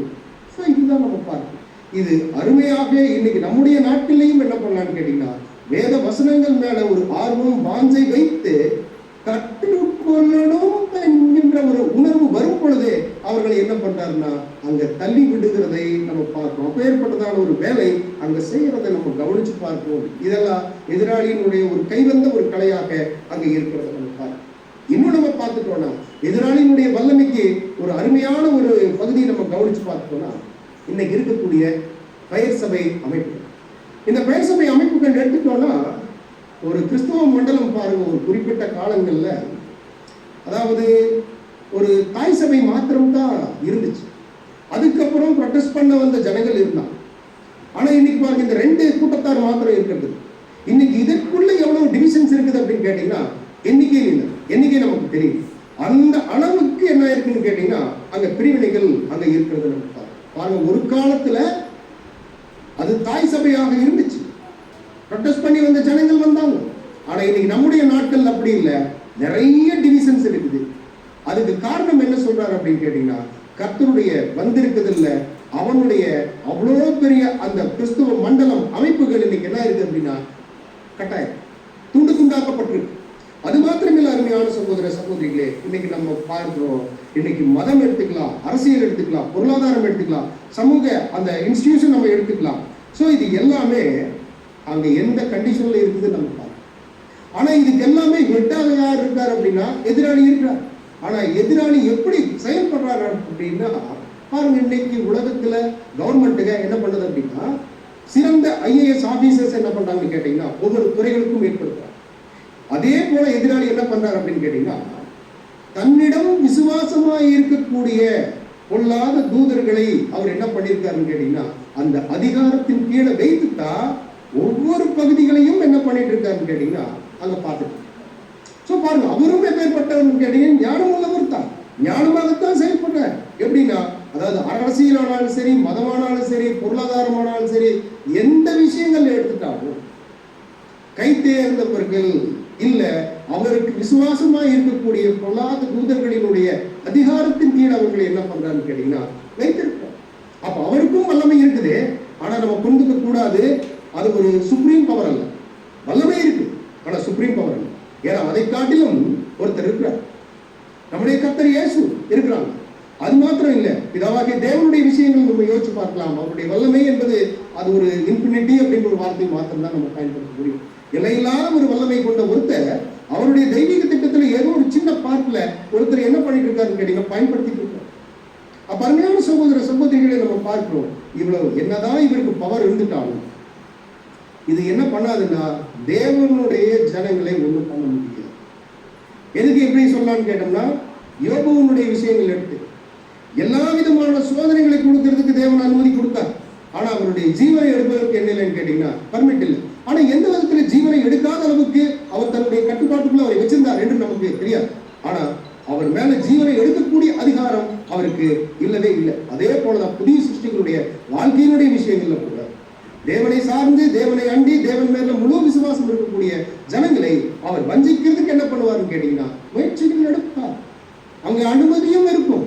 ஆனாலும் நம்முடைய ஜீவன் போகக்கூடிய அளவுக்கு அங்கு அதிகாரம் அங்கு இருப்பதற்கு வாய்ப்புகள் இல்லை. அருமையான சகோதர சகோதரிகளே, அப்போ கர்த்தர் இயேசுவினுடைய 2வது வருகையினுடைய காலங்கள்ல இன்னைக்கு அவருடைய சாம்ராஜ்யத்தினுடைய ஒரு டிசார்டர் என்ன ஆயிடுச்சுன்னு கேட்டீங்கன்னா தொடங்கிடுச்சு. ஒரு சிதைவு அங்கு நடைபெற்றுக் கொண்டிருக்கிறதை நம்ம பார்ப்போம். அப்போ இந்த ஒரு டிசார்டர் என்ன பண்ணுது அப்படின்னா வந்திருக்கு அப்படின்னா மெயின் ரீசன் என்னன்னா பொல்லாங்கன் மீது தன்னுடைய கட்டுப்பாட்டை அவர் என்ன பண்ணான்னு கேட்டீங்கன்னா செயல்படுத்தி. இதுதான் காரணம். ஏன்னா அவருடைய சாம்ராஜ்யம் அந்த சாம்ராஜ்யத்துல ஒரு டிசார்டர் நடக்குது அப்படின்னா பொல்லாங்கன் மீது தன்னுடைய கட்டுப்பாட்டை அவர் என்ன பண்ணியிருக்காருன்னா அவர் அங்க பிரயோகிக்க ஆரம்பிச்சிருக்கிறது. பாருங்க, இங்க நம்ம முழுக்க நம்ம எதை பார்த்துட்டு இருக்கோம்னா சாத்தான் கட்டப்படுவதை பார்த்துட்டு. ஆனா கர்த்தர் இயேசுவினுடைய வார்த்தை அவருடைய நாட்கள்ல ஒரு வசன பகுதியை அவர் பேசினாரு. லூகாஸ் விசேஷம் 13வது அதிகாரம் 16வது வசனம் நம்ம வாசிக்கிறோம். இதோ சாத்தான் 18 வருஷமாய் கட்டியிருந்த ஆபிரகாமின் குமாரத்தி ஆகிய அதுல நம்ம அந்த வசன பகுதியில் அந்த கட்டியிருந்த என்கின்ற ஒரு வார்த்தை மாத்திரம் போதும். 18 வருஷமாக கட்டியிருந்த அப்படி இருந்த கட்டியிருந்த என்கின்ற ஒரு வார்த்தைக்கு அங்க கிரீக் செக்ஷன் நம்ம பார்க்கும் போது அங்க 12:10 தான் அங்க பயன்படுத்தியிருக்காங்க. கிரீக் செக்ஷன்ல டேகோ என்கின்ற ஒரு வார்த்தை. இதே வார்த்தை நம்ம எங்க பார்த்தோம்னா ரெவலேஷன் அந்த டேகோ என்கின்ற ஒரு வார்த்தை. அப்போ இந்த ஒரு இப்படி கட்டப்படுதல் பற்றி அநேக வசன பகுதிகள் நம்முடைய வேதாகமத்தில் பதிவிடப்பட்டிருக்கு. என்னென்ன வார்த்தைகள் அங்க பயன்படுத்திருக்காங்க? டேகோன்னு பயன்படுத்தியிருக்காங்க. டெஸ்மாஸ் அப்படின்ற ஒரு வார்த்தை அங்க யூதா 6வது வசனத்தில் நம்ம பார்க்கிறோம். இப்படி அநேக அந்த சம்பவங்கள்ல அந்த கட்டப்படுதல் என்கின்ற விஷயத்துல அங்க பயன்படுத்தப்பட்டிருக்கிறது. ஆனா இது எல்லாம் என்ன குறிக்கும்? அந்த கட்டப்படுதல் என்பது என்ன குறிக்கும்? ஏன்னா நமக்கு கேள்வி என்னன்னா, சாத்தான் அங்க கட்டப்பட்டாச்சு அப்படின்னா ஏன் இந்த உலகத்துல இவ்வளவு தீமைகள், ஏன் இவ்வளவு அக்கிரமங்கள், ஏன் இவ்வளவு அநீதிகள் நடந்துட்டு? இதுதான் நமக்கு கேள்வி. ஆனால் இந்த கட்டப்படுதல் என்கின்ற வார்த்தையினுடைய அர்த்தம் என்ன அப்படின்னு நம்ம பார்க்கும்போது இந்த பாடம் கொடுத்திருக்கக்கூடிய சகோதரர் அருமையான ஒரு எக்ஸாம்பிள் காமிக்கிறார். ரோமர் 7வது அதிகாரம் 2வது வசனத்தில் நம்ம பார்க்கணும். அது எப்படி என்றால், புருஷனுடைய ஸ்திரீ தன் புருஷன் உயிரோடு இருக்கும் அளவும் நியாயப்பிரமாணத்தின்படியே அவனுடைய நிபந்தனைக்கு உட்பட்டது. பாருங்க, ஒரு மனமான ஒரு பெண் அந்த புருஷன் உயிரோடு இருக்கும் வரைக்கும் அவனுடைய நிபந்தனைக்கு உட்பட்டிருக்கிறார். இந்த உட்பட்டிருக்கிறாள் என்கின்ற ஒரு வார்த்தை கூட அதே பைண்ட் அப்படின்னு தான் பவுண்ட் அப்படின்னு தான் வருது. அதே கிரீக் செக்ஷன் 12:10 தான் அங்க இருக்கிறத நம்ம பார்க்கிறோம். இதெல்லாம் எதற்காக நம்ம இப்படி நம்ம ஒவ்வொரு வசனங்களாக எடுத்து நம்ம தியானிக்கிறோம் அப்படின்னா, அந்த கட்டப்படுதல் என்கின்றது என்ன பாருங்க. ஒரு திருமணமான பெண் அங்க எப்போ அந்த பிரமாணங்களுக்கு அவர் என்ன பண்ணிருக்காங்கன்னா உட்பட்டு இருக்கிறாங்க. இது வரைக்கும் அந்த கணவன் உயிரோடு இருக்கிற வரைக்கும் அங்கே கட்டப்பட்டு இருக்கிறாங்க. அப்போ இதனுடைய விஷயங்கள் நம்ம பார்க்கும் போது பாருங்க, ஒரு திருமணமான ஒரு பெண் இருக்கிறாங்க அப்படின்னா அதாவது சில உரிமைகள் அவங்களுக்கு இருக்கு. அவங்க கணவனுக்கு செய்ய வேண்டிய சில கடமைகள் என்று சில விஷயங்கள் இருக்கு. அவங்க இவங்களுக்கு செய்ய வேண்டிய சில கடமைகள் என்று இருக்கு. ஆனால் இப்போ அந்த கணவன் இந்த பெண்ணை கட்டியிருக்கிறார் இல்ல உட்படுத்தி இருக்கிறார் அப்படின்னா அங்க பயன்படுத்தப்பட்டிருக்கூடிய வார்த்தையில டேகோ பைண்டிங் அப்படின்ற ஒரு வார்த்தையினுடைய அர்த்தத்தின்படி நம்ம பார்க்கும் போது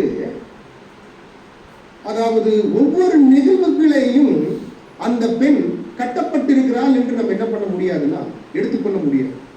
ஒவ்வொரு நிகழ்வுகளையும் அந்த பெண் கட்டப்பட்டிருக்கிறாள் என்று அங்க எடுத்துக்க முடியாது. இங்க சொல்ற அப்படி ஒரு வேலை அந்த திருமண பந்தத்தினுடைய உடன்படிக்கைக்குள்ள அங்க உட்பட்டு இருக்கிறார்கள் என்றால் அந்த புருஷன் என்ன பண்ணியிருக்காருன்னா திட்டவட்டமான ஒரு கட்டுப்பாட்டை என்ன பண்ணியிருக்காருன்னா நம்ம மனசு வச்சிருக்காங்க. இது வரைக்கும் தான் உயிரோடு இருக்கிற திட்டவட்டமான ஒரு கட்டுப்பாடு என்றாலும் அந்த கட்டப்பட்ட அந்த சகோதரி இல்ல அந்த ஒரு பெண் செயல்படாதவாறு முடக்கப்படுதலை அது குறிக்கிறது. செயல்படாதவாறு அங்கே கட்டப்படுதலை அது என்ன பண்றது இல்லைன்னு கேட்டீங்கன்னா குறிக்கிறது இல்லை. ஏன்னா நியாயப்பிரமாணம் அப்படி ஒருபோதும் என்ன பண்றது இல்லைன்னா பரிந்துரைப்பதில்லை. அருமையான சகோதர சகோதரிகளே, அப்ப நம்ம பார்க்கும்போது இந்த கட்டப்படுதல் என்பது அது செயல்படாதவாறு கட்டப்படுறது. ஏன் நம்ம பேசுறோம்னா 1008 கட்டப்பட்டாச்சுன்னா அவருடைய செயல்பாடு இருக்குதே அப்படின்னு நம்ம கேள்விகள் வந்துச்சுன்னா அவர் செயல்படவே கூடாது என்பது வேத வசனங்கள் இல்ல நம்ம பார்க்கக்கூடிய கிரீக் செக்ஷன்ல என்ன பண்றது இல்லை, நமக்கு அங்க சப்போர்ட் பண்றது இல்லை என்பதை நம்ம கவனிக்கணும். அருமையான சகோதர சகோதரிகள், அப்படி நம்ம பார்க்கும்போது இன்னைக்கு இந்த ஒரு கருத்தை மனதில் வைத்துக் கொண்டு நாம் என்ன பண்ணலாம்னா சாத்தான் கட்டப்படுதலை பற்றியதான விஷயங்களுக்குள்ள கர்த்தர் இயேசு அவருடைய நாட்களில் பேசுற ஒரு பேரபிள் அங்க நம்ம பார்க்கணும். அந்த பேரபிள் ரொம்ப ஒரு பரிச்சயமானது. மத்தேயு சுவிசேஷம் 12வது அதிகாரம் 25 to 30 வசனங்கள் வரைக்கும் நம்ம எடுத்துட்டோம்னா அநேக பகுதிகள் நம்மளுக்கு பரிச்சயமானதுதான். இது எதுக்கு சம்பந்தப்பட்டிருக்குது அப்படின்னா வெளிப்படுத்தின விசேஷம் 20வது அதிகாரம் முதல் 3 வசனங்களுக்கு சம்பந்தப்பட்ட வசனங்களாகவே இந்த பகுதிகளும் அங்கே இருக்குது. அப்போ சாத்தானுடைய கட்டப்படுதலை பற்றியே இந்த ஒரு வசன பகுதிகளும் நம்ம என்ன பண்றோம்னு கேட்டீங்கன்னா கண்டுணரணும். இதுக்கே தேவனுக்கு நம்ம என்ன பண்ணணும்னு கேட்டீங்கன்னா பாருங்க, கர்த்தர் இயேசு 2000 வருஷத்துக்கு முன்னாடி பேசலாம் இந்த விஷயம். ஆனா இன்னைக்கு அது எதை பற்றி பேசக்கூடியதாக இருக்குன்னா எதிராளியினுடைய கட்டப்படுதலை பற்றி பேசக்கூடியதாக அங்க இருக்கிறத நம்ம பார்க்கணும். சொல்றாரு அங்க நமக்கு தெரியும், சாத்தான் பிறத்தினால் தனக்கு விரோதமாகத்தானே பிரிவினை செய்கிறதா இருக்குமே, அப்படி செய்தால் அவன் ராஜ்யம் எப்படி நிலையும். பாருங்க, அப்ப நான் வந்துட்டு நான் சாத்தானை அங்க ஒரு அசுத்த ஆவி உள்ளவர்களை நான் துரத்துறேன் அப்படின்னா எந்த ஆவியில நான் துரத்துறேன் அப்படின்னா தேவனுடைய ஆவியினாலே பிசாசுகளை துரத்துகிறபடியா தேவனுடைய ராஜ்யம் உங்களிடத்தில் வந்திருக்கிறது. அன்றியும் பலவானை முந்தி கட்டினாலுடைய பலவானுடைய வீட்டுக்குள் ஒருவன் புகுந்து அவன் உடைமைகளை எப்படி கொள்ளையிடக்கூடும்? கட்டினானே யாகில் அவன் வீட்டை கொள்ளையிடலாம்.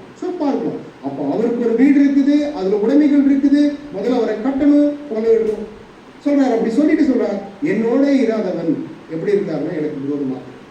அருமையான சகோதர சகோதரிகளே, இதனுடைய பகுதிகள் நம்ம பார்க்கும் போது கர்த்தர் இயேசு தன்னுடைய 2வது வருகையில வந்து எதிராளியை இங்க கட்டுகிறார் அப்படின்னா இந்த கட்டப்படக்கூடிய விஷயங்கள் இன்னைக்கு நம்ம பேசும் இல்லைங்க. 1874 கர்த்தர் இயேசு வந்தால் அங்க எதிராளியை கட்டினார் அப்படின்னு நம்ம சொன்னாலும் கூட இந்த விஷயங்கள் எதிராளிக்கு ஏதாவது தெரிந்து கொள்வதற்கு வாய்ப்புகள் இருக்கா, அவர் ஏதாவது அறிந்திருப்பாரா அப்படின்ற ஒரு கேள்வி, சின்ன ஒரு கேள்வி மனசில் நம்ம வைத்து பார்த்தோம்னா அங்க வசனங்கள் தான் நமக்கு தெளிவுபடுத்துது. திருடன் இன்ன ஜாமத்தில் வருவான் என்று வீட்டஜமான் அறிந்திருந்தால் அவர் என்ன பண்ணியிருந்திருப்பார், விழித்திருந்து தன் வீட்டை கண்ணமிடப்பட்டான் என்று அறிவீர்கள். அருமையான சகோதர சகோதரிகளே, அப்போ இந்த ஒரு தருணத்தில் இந்த ஒரு பாயிண்ட்ல எதிராளியினுடைய அழிவு இல்லை அந்த கட்டப்படுதல் என்பது அவருக்கு தெரிந்திருப்பதற்கு வாய்ப்புகள் இல்லை. என்ன காரணம் அப்படின்னு நம்ம பார்த்தோம்னா பாருங்க, இன்னைக்கு நம்ம இந்த ஒரு டைம்ல இருந்து நம்ம பேசும் 1874 கர்த்தர் இயேசு வந்திருக்கிறார். ஆனா 1874 கர்த்தர் இயேசு வந்தது உண்மை, ஆகும். ஆனா 1874 நம்மளுக்கு தெரியுமா? தெரியும். 1874 தெரியாது. வந்ததுக்கு அப்புறம் சில 2-3 வருடங்களுக்கு பிற்பாடுதான் கர்த்தர் இயேசுனுடைய அந்த பரோசியாவினுடைய நிலைமை அங்க இருக்குது என்பதே தேவனுடைய பிள்ளைகளே புரிஞ்சுட்டாங்க. அப்படின்னா அவருடைய மாபெரும் தெய்வீக திட்டத்தில் சாத்தான் கட்டப்படுதல் என்கின்ற விஷயங்களை தேவ ஆவி இல்லாத ஒருவர் என்ன பண்ண முடியாதுன்னா டெஃபினட்டா புரிஞ்சுக்கிறதுக்கு வாய்ப்பே இல்லை. அப்ப எதிராளி கூட கர்த்தர் இயேசுனுடைய 2வது வருகையில் அவருடைய அழிவு இல்லை அவருடைய கட்டப்படுதல் என்பது அவருக்கு அங்க தெரிந்திருப்பதற்கு வாய்ப்புகள் இல்லை. அருமையான சகோதர சகோதரிகளே, அதனாலதான் சொல்றாரு அவருக்கு தேவ ஆவி இல்லை. தேவனுடைய தெய்வீக திட்டங்களை பற்றி புரிந்து கொள்ளக்கூடிய அந்த ஆர்வமோ வாஞ்சையோ அதெல்லாம் அங்க இருக்கிறதுக்கு அவர்கிட்ட வாய்ப்பு. அப்ப யோசிச்சு பார்க்கணும், அவருக்கு அந்த விஷயங்கள் இல்லை. ஆனா தேவனுடைய ஜனங்களா இருந்து எதிர்பார்த்த ஜனங்களுக்கே அவருடைய வருகையினுடைய காலங்களுக்கு பிற்பாடுதான் அந்த பரோசியா அப்படின்ற விஷயங்கள் அவங்க புரிந்து கொண்டுட்டாங்க. ஆனா இன்றளவும் நம்ம ஜனங்கள் மத்தியிலேயே இதன் மேல அநேக ஐயப்பாடுகள் அங்க இருக்கிறதை நம்ம. அருமையான சகோதர சகோதரிகளே, சொல்றாரு தேவ ஆவியினால் மட்டுமே தேவனுடைய வார்த்தைகளை புரிந்து கொள்ள முடியும், அவருடைய மாபெரும் ரகசியங்களை புரிந்து கொள்ள முடியும். அதுக்கு அந்த டிவைன் ஸ்டாண்ட் பாயிண்ட்ல இருந்து பார்த்தால் மாத்திரமே தேவனுடைய தெய்வீக திட்டங்கள் அங்க புரிந்து கொள்வதற்கு வாய்ப்புகள் இருக்கும். அப்படி நம்ம பார்க்கும்போது அங்க அவனுடைய சொந்த கட்டப்படுதல் அங்க என்ன ஆகுதுன்னா கர்த்தர் இயேசுவுடைய 2வது வருகையில அங்க நடக்கும். அதே சமயம் அவனுடைய பொருட்கள் அங்க என்ன ஆகுதுன்னு கேட்டீங்கன்னா கொள்ளையிடப்படுது. அங்க அவருக்கு ஒரு பேராபத்து, ஒரு பேரழிவு வரும் என்று அவர் ஒருபோதும் என்ன பண்ணியிருக்க மாட்டார்னா அறிந்திருப்பதற்கு வாய்ப்புகள். ஏன்னா அது ஒரு எப்படி நடந்திருக்கும் அந்த சம்பவங்கள் அப்படின்னா, இது ஒரு சடனா என்ன இருக்குன்னு கேட்டீங்கன்னா அவர் மேல ஒரு பாதிப்பு, ஒரு கட்டப்படுதல் என்பது அது ஒரு சடனா அவர் மேல சடன் மேல அப்படின்ற ஒரு வார்த்தையை அவங்க பயன்படுத்துறாங்க. ஸோ இப்படித்தான் அவருடைய கட்டப்படுதல் என்பது அங்க நடந்திருக்கிறத நம்ம பார்க்கணும். அப்ப சாத்தானுடைய கட்டப்படுதல் என்பது ஒரு அடையாளபூர்வமானது, அதே சமயம் ஆவிக்குரிய ஒரு விஷயங்களாக இருக்கிறத நம்ம பார்க்கணும். அப்போ பொதுவா நம்ம என்ன பண்றோம்னு கேட்டீங்கன்னா, சங்கிலி என்பது ட்ரூத், அது ஏதோ ஒரு விதத்துல கட்டப்படுவதை அது என்ன பண்ணுதுன்னு கேட்டீங்கன்னா குறிக்கக்கூடியதாக அங்க இருக்கு. பொதுவாகவே எதிராளி ஒரு ஆவியின் ஜீவியாக இருக்கிறார் அப்படின்றத மனசுல வச்சுக்கணும். அப்போ இந்த ஆவியின் ஜீவியை கட்ட பயன்படுத்தப்படும் காரியங்கள் அனைத்தின் உண்மையும் நம்மளுக்கு எக்ஸ்பிளைன் பண்ண முடியாது. ஏன் சொல்றாரு அப்படின்னா, இந்த காரியங்கள் அனைத்தின் உண்மையான விளக்கம் நமக்கு தெரியாது. சொல்லிட்டு என்ன சொல்றாருன்னா, ஆனால் எதுவாக இருந்தாலும் சரி, அந்த வார்த்தைகளை கவனிக்க, எதுவாக இருந்தாலும் சரி அது சாத்தானுடைய சாம்ராஜ்யத்தினுடைய வீழ்ச்சியை அனுமதிக்கும்படி அவன் கட்டப்பட்டான். ஏன்னா அவர் எப்படி ஒரு ஆவியச்சு அவர் நம்ம ட்ரூத் அதை கட்டும் அப்படின்னு சொல்றோம், அது எப்படி தெரியாது. ஆனால் கண்டிப்பா அவர் என்ன பண்றாருன்னா அவருடைய வல்லமையை பயன்படுத்தி, அந்த சத்தியத்தை பயன்படுத்தி சாத்தானுடைய வல்லமையை முழுமையாக என்ன பண்றாருன்னு கேட்டீங்கன்னா ஒரு அழிவுக்குள்ள கொண்டு போகிறதை நம்ம கவனிக்கணும். என்ன சொல்றாரு, நம்முடைய இயற்கையான நம்முடைய சிந்தனைகளுக்கு இது புரிந்து கொள்வதற்கு கடினமாக இருக்கும், புரிந்து கொள்ள இயலாததா இருக்கும் அப்படின்னு சொல்லிட்டு, ஆனால் அந்த கட்டப்படுதலுடைய விஷயங்களை பற்றி தேவைக்கேற்ப அந்த சத்தியங்களை பயன்படுத்துவது யார் அப்படின்னா கர்த்தர். அவருடைய கரங்களிலேயே நம்ம என்ன பண்ணிடலாம்னு கேட்டீங்கன்னா கட்டலாம். அவர் எவ்விதமாக அந்த சங்கிலியை பயன்படுத்துகிறார், எப்படி சாத்தானை கட்டுகிறார் என்று அவர்கிட்டயே நம்ம என்ன பண்ணிடுவோம்னு கேட்டீங்கன்னா விடலாம். உண்மையான சகோதர சகோதரிகளே, ஏன்னா அப்படி கட்டப்படுதல் நடக்கக்கூடிய அந்த விஷயங்களை நம்ம பார்க்கும் போது அவனுடைய அந்த வீட்டுல என்ன நடக்கணும் அப்படின்னா அங்க பிரிவினை நடக்கும். அங்க பிரிவினை நடந்தால் என்ன ஆகும் கேட்டீங்கன்னா அது கண்டிப்பா அவனுக்கு அந்த அழிவு சமீபம் என்பதை நம்ம புரிந்து கொள்ளலாம். அருமையான சகோதர சகோதரிகளே, அப்போ இந்த ஒரு பிரிதல் இல்ல அந்த ஒரு பிரிவினை என்று நம்ம பார்க்கும் போது என்ன நடந்திருக்குன்னா 1874 பிற்பாடு அந்த பிரிவினை சாத்தானுடைய வீட்டுக்கு அங்க வந்திருக்கு. அந்த டைம் பீரியட்ல சாத்தானுக்கும் அவனது தந்திரத்திற்கும் கிறிஸ்துவ மண்டலத்திற்கும் அதன் நேர்த்தியான அமைப்புகளுக்கும் எதிராக பொல்லாத தூதர்கள் இப்ப கிரியை செய்யறதுக்கு ஆரம்பிச்சாங்க. சோ பாருங்க, ஒரு விதத்துல சாத்தானுடைய தனிப்பட்ட சாத்தானுடைய கட்டப்படுதல் அங்க நடந்திருக்கு. ஆனா இன்னொரு விதத்துல என்ன நடந்திருக்கு முக்கியமான விஷயங்கள் அப்படின்னா பொல்லாத தூதர்கள் கிரியை செய்வதற்கு அது வித்திட்டு இருக்கிறத நம்ம பார்ப்போம். 1874 அப்புறம் இந்த நிகழ்வுகள் அங்க நடக்கிறது நம்ம பார்ப்போம். ஏன்னா இன்னைக்கு பொல்லாத தூதர்கள் என்ன பண்றாங்கன்னா சில பகுதிகளில் தங்களுடைய சுய நோக்கங்களுக்காக அங்க இயேசுவையும் அங்க எதிர்க்கிறாங்க, எதிராளியையும் என்ன பண்றாங்க, தன்னுடைய தலைவனையும் அவங்க என்ன பண்றாங்கன்னு கேட்டீங்கன்னா எதிர்க்கக்கூடியவர்களாக விரோதிக்கக்கூடியவர்களாக அங்க இருக்கிறாங்க. ஏன்னா அவங்களுக்கு தெரியும் சேட்டன் என்ன பண்ணியிருக்காங்க, பவுண்ட் ஆயிருக்கிறாங்க. இப்ப தொண்டர்கள் என்ன பண்ணுவாங்க, கண்டிப்பா அவர்களுடைய வேலைகளை காணும். அப்போ ஒரு கிளர்ச்சியினுடைய அடிப்படையில அவர்கள் தன்னுடைய நிலையை முன்னிலைப்படுத்துவதற்கு அநேக விரோதமான வேலைகளை அவர்கள் என்ன பண்றாங்கன்னா அங்க செய்யறதை நம்ம பார்க்கணும். அதனாலதான் லூக்கா சுவிசேஷத்துல 12வது அதிகாரம் 39வது வசனத்தில் நம்ம பார்க்கும்போது அங்க ஒரு வார்த்தையை சொல்றாரு, திருடன் இந்த நேரத்தில் வருவான் என்று அந்த பலவானுக்கு தெரிந்திருந்தால் அவன் விழித்திருந்து தன் வீட்டை கண்ணமிட ஒட்டான். அப்ப அந்த கண்ணமிட ஒட்டான் என்கின்ற ஒரு வார்த்தையை நம்ம கவனிச்சு பார்க்கும் போது, ஒருவேளை இப்ப இந்த ஒரு வீட்டுக்குள்ள அங்க பிரவேசிக்கணும் அப்படின்னா டோர் நமக்கு இருக்கு. ஆனா இந்த டோர் சாதாரணமா இருக்காது, நல்ல ஒரு ஸ்ட்ராங்கா என்ன பண்ணியிருப்பாங்கன்னு கேட்டீங்கன்னா போட்டு இருந்திருப்பாங்க. ஆனா இந்த கண்ணமிடுதல் என்பது அந்த பழைய காலங்கள்ல சுவற்றில் அவர்கள் என்ன பண்ணுவாங்கன்னா அங்க நோண்டுவாங்க. அங்க வார்த்தைகள் நம்ம பார்க்கிறோம். அங்க டைராசோ அப்படின்ற ஒரு வார்த்தை பயன்படுத்தப்பட்டது. அந்த டைராசோ என்ற ஒரு வார்த்தைக்கு டு டிகிங் த்ரூ, அந்த உள்ளுக்கு தோண்டுதல் என்கின்ற ஒரு வார்த்தை. அந்த உள்ளுக்கு தோண்டுதல் என்கின்ற வார்த்தை தான் இங்க அந்த கண்ணமிடுதல் என்கின்ற வார்த்தை அங்க இருக்கிறது நம்ம பார்க்கிறோம். இப்போ ஒருத்தர் கதவு வழியா வரணும்னா பூட்டியிருந்தோம்னா பலவந்தம் செய்யும். ஆனா இப்போ அவர் என்ன பண்றாருன்னு கேட்டீங்கன்னா, ஒரு சுவற்றில் குழி போட்டு என்ன பண்ணிடுறாரு கேட்டீங்கன்னா உள்ள பெனட்ரேட் ஆகும். ஸோ இந்த வார்த்தைகள் தான் அந்த டைரோசோ என்கின்ற ஒரு வார்த்தையினுடைய அர்த்தமாக நம்ம பார்க்கிறோம் அருமையான சகோதர சகோதரிகளே. அப்போ இப்பேற்பட்டதான அந்த பலவானினுடைய அந்த வீடு என்பது எதை குறிக்கிறது அப்படின்னு நம்ம பார்க்கும் போது சொல்றாரு, பிரசன்ட் சோசியல் ஸ்ட்ரக்சர். ஒரே வார்த்தையில சொல்லிடலாம், பிரசன்ட் சோசியல் ஸ்ட்ரக்சர் அதை குறிக்குது. தற்காலத்தில் உள்ள சமுதாய அமைப்பை இது என்ன பண்ணுதுன்னு கேட்டீங்கன்னா குறிக்கக்கூடியதாக இருக்குது. ஆனா இதுல பாருங்க, மதம், சமுதாயம், பெரிய பெரிய நிறுவனங்கள் இதெல்லாம் இருக்குது. ஆனா இதுக்குள்ளேயே விழுந்து போன தூதர்களையும் அது என்ன பண்ணியிருக்குன்னு கேட்டீங்கன்னா அங்க உள்ளடக்கி இருக்கிறதை நம்ம பார்க்க சொல்றாரு. தங்கள் பிரபுவாகி சாத்தானுக்கு அடிபணிந்த இந்த விழுந்து போன தூதர்கள் ஏதோ ஒரு வகையில் என்ன பண்றாங்க அப்படின்னா அவனுடன் இணக்கமாக இல்லாமல் போவார்கள். ஏன்னா ஹெட் அங்க கட்டப்பட்டாச்சு. ஏதோ ஒரு விதத்துல இணக்கம் இல்லாமல் போவார்கள். நமது கர்த்தருடைய 2ஆம் பிரசன்ன காலத்தில் இதில் நடந்திருக்கும் என்றது நம்முடைய நம்பிக்கை, எதிர்பார்ப்பு. அது மாத்திரமில்லை, மேலும் நமது கர்த்தருடைய பரவசிய காலத்திலிருந்தே சாத்தானினுடைய வீட்டில் அங்க ஒழுங்கின்மை செயல்பட தொடங்கியதாக தெரிகிறது. அதோடு சில சூழ்நிலைகள், திட்டங்கள் செயல்படுத்துவதற்கு பல இடங்களில் ஒன்றுக்கொன்று கிட்டத்தட்ட விரோதமாக இருப்பவைகளையும் நாம் என்ன பண்றோம் கேட்டீங்கன்னா பார்க்க முடியும். காரணம், அங்கே ஏற்படுத்தப்பட்டிருக்கக்கூடிய டிசார்டர் என்பதை, அந்த ஒழுங்கின்மை என்பதை நம்ம பார்க்கிறோம் அருமையான சகோதர சகோதரிகளே.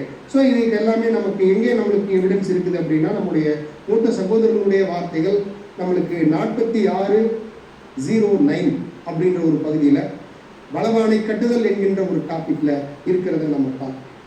அப்போ இன்னைக்கு மனுக்குலத்தின் மீது பல்வேறு வகையான பொல்லாத ஆவிகள் என்ன பண்ணிட்டு இருக்குன்னா செயல்பட்டு கொண்டிருக்கு. இதுல பல்வேறு விதமான பொல்லாத ஆவிகள் செயல்படுது அப்படின்னு நம்ம பார்க்கும்போது இதுக்குள்ள எப்படி இருக்கிறாங்க அப்படின்னா பல்வேறு விரோத குழுக்கள் இருக்கு. ஏதோ அதுல அவங்களும் ஒரு குழுவாக இணைந்து செயல்படுவாங்கன்னு இல்லை, பல்வேறு விதமான விரோத குழுக்கள் அங்க என்ன பண்ணிட்டு இருக்காங்கன்னா அங்க இருக்குது. மாபெரும் அழிவை ஏற்படுத்தலாம் அப்படின்னு சொல்லிட்டு என்ன வார்த்தை பயன்படுத்தாருன்னா, அநேகமாய் அவர்கள் அனைவரும் சாத்தானுடன் சீரான முறையிலான உறவில் இருந்திருந்தால் எவ்வளவு செய்திருப்பார்களோ அதற்கு சமமான அழிவை அவர்கள் ஏற்படுத்தக்கூடும். இன்னைக்கு அந்த ஒரு வேலைகள் தான் இன்னைக்கு இந்த உலகத்தின் மேல என்ன ஆயிட்டு இருக்குன்னா போயிட்டு இருக்கிறத நம்ம பார்க்கணும். ஆனால் இன்னும் அவனது அதிகாரத்தின் அழிவு அல்லது கவிழ்கள் ஆனால் தொடர்ந்து நடைபெற்றுக் கொண்டிருப்பதாக தெரிகிறது. வெளிச்சத்தின் மற்றும் அறிவின் ஒவ்வொரு முன்னேற்றப்படியும் அதே அளவிற்கு அந்தகாரம் மற்றும் தீமை மற்றும் மூட நம்பிக்கை ஆகியவற்றின் மீதான ஒரு கட்டுப்பாட்டையும் இங்க அந்த செயின் என்ன பண்ணிட்டு இருக்குன்னா சத்தியம் கொடுத்து கொண்டே வருகிறதை தேவனுடைய பிள்ளைகள் நம்ம பார்க்கலாம் அருமையான சகோதர சகோதரிகள். அப்ப இன்னைக்கு நம்ம பார்க்கிறோம் அந்த மூட நம்பிக்கை, அன்னைக்கு அறியாமல் எவ்வளவோ விஷயங்கள் இருந்தது. ஆனா இன்னைக்கு இது எல்லாமே என்ன பண்ணிருக்கு அப்படின்னா முழு உலகமும் விழித்துக் கொண்டிருக்குது. அப்படி முழு உலகமும் எதற்கு விழித்துக் கொண்டிருக்குதுன்னா சத்தியத்துக்கு விழித்துக் கொள்ளல. மாறாக அவங்க என்ன பண்றாங்கன்னா அவர்கள் மீது இருக்கும் அந்தகாரத்தினுடைய சங்கிலிகளுக்கு விழித்துக் கொண்டிருக்கிறார். அவர்கள் மேல இருக்கக்கூடிய கட்டுப்பாடுகளுக்கு விழித்துக் கொண்டிருக்கிறார். அது அந்த ஒரு கட்டுப்பாட்டிலிருந்து தங்களை தாங்களே விடுவித்துக் கொள்வதற்கு அதீத முயற்சிகள் இன்னைக்கு மனுக்குலம் என்ன பண்ணுதுன்னு கேட்டீங்கன்னா அங்க எடுத்துக்கொண்டிருக்கிறதையும் நம்ம பார்க்கிறோம் அருமையான சகோதர சகோதரிகள். சொல்ற இன்னைக்கு உலகம் முழுவதும் நிறைய அதிபுத்திசாலிகள் நிறைய பேர் இருக்காங்க. ஆனா அப்படி அதிபுத்திசாலிகள் நிறைய பேர் இருந்துட்டாலும் சாத்தானினுடைய தீய செயல்களுக்கு அந்த ஜனங்கள் அதிகமா இன்னைக்கு என்ன பண்றதுன்னு கேட்டீங்கன்னா கோஆபரேட் பண்றது. மாறாக அவர்கள் என்ன பண்றாங்கன்னா அந்த அனைத்து இருள் மற்றும் குருட்டுத்தன்மைக்கு எதிராகவே தங்களை அணிவகுத்து நின்று கொண்டிருக்கிறார். சத்தியத்தின் பக்கம் இல்ல, மாறாக அவர்கள் மேல இருந்த அந்தகாரம் அதிகாரம் இதுக்கு இருந்து அவர்கள் என்ன பண்ணிருக்காங்கன்னா வெளியே நின்று அந்த குருட்டுத்தன்மைக்கு எதிராகவே தங்களை அணிவகுத்துக் கொண்டிருக்கிறதை நம்ம பார்க்கிறோம் அருமையான சகோதர சகோதரிகளே. அப்ப நம்ம வாழக்கூடிய இந்த காலத்துல அப்ப கர்த்தருடைய பிரசன்னத்துல நம்ம என்ன பண்ணிட்டு இருக்கோம்னா இருந்துட்டு இருக்கிறோம். அவருடைய அங்க ஜனங்கள் மேல இருந்த மூட நம்பிக்கை, அறியாமை, பல அந்த விலங்குகள் போட்டு இருந்த ஒரு நிலைமை என்ன இன்னைக்கு உடைக்கப்பட்டது. அப்படி உடைக்கப்பட்ட ஒரு நிலைமையில இன்னைக்கு ஒவ்வொரு ஜனங்களும் தங்களுடைய உரிமைக்காக அவர்கள் என்ன பண்ணிட்டு இருக்காங்கன்னா குரல் கொடுத்துட்டு இருக்காங்க. இது 46:9 நம்ம பார்க்கிறோம் அருமையான சகோதர சகோதரிகளே. அப்படி நம்ம பார்க்கும்போது இன்னைக்கு ஒரு தனிப்பட்ட ஒரு எதிராளி அங்க ஒருத்தர் இருக்கிறார். ஆனா ஏதோ ஒரு விதத்துல அவர் என்ன பண்ணப்படுறார் அப்படின்னு கேட்டீங்கன்னா கட்டுப்படுத்தப்படுவான் என்று நம்ம நம்பிக்கணும். ஆனால் ஏன் இன்னைக்கு உலகத்துல இவ்வளவு அக்கிரமங்கள் நடந்துட்டு இருக்குது, கொலை நடந்துட்டு இருக்குது, விபத்துக்கள் நடந்துட்டு இருக்குது. இன்னைக்கு சில கொலை குற்றங்கள்ல தீய செயல்கள்ல ஈடுபடக்கூடிய ஜனங்கள் நம்ம பார்த்துட்டோம்னா யூத் ஸ்டேஜில் இருக்கக்கூடிய குழந்தைகள், சின்ன வயசுல இருக்கக்கூடிய குழந்தைகள் தான் அவ்வளோ பெரிய பெரிய பெரிய குற்றங்கள்ல அகப்படுறதை நம்ம பார்க்கணும். என்ன காரணம்? அருமையான சகோதர சகோதரிகளை சொல்றாரு, இன்னைக்கு அந்த வாலிப வயதில் இருக்கக்கூடியவர்களை எளிமையாக தன்னுடைய கட்டுப்பாட்டுக்குள் என்ன பண்ணிடுவார்னா கொண்டு. ஏன்னா அவருக்கு அந்த ஒரு டேலண்ட் இருக்குது. அழகாக அந்த வேலைகளை என்ன பண்ணிட்டு இருக்காருன்னா செய்து கொண்டிருக்கிறார். அது மாத்திரம் இல்ல, இன்னைக்கு உலகத்தில் நடக்கக்கூடிய எல்லா விதமான தீமையினுடைய விஷயங்களுக்கும் அங்க யார் இப்போ காரணமாக இருக்கிறார் அப்படின்னா அங்க விழுந்து போன தூதர்களினுடைய பங்கு அதீதமாக செயல்படுகிறதை நம்ம பார்க்கணும். காரணம் நம்மளுக்கு தெரியும். அந்த விழுந்து போன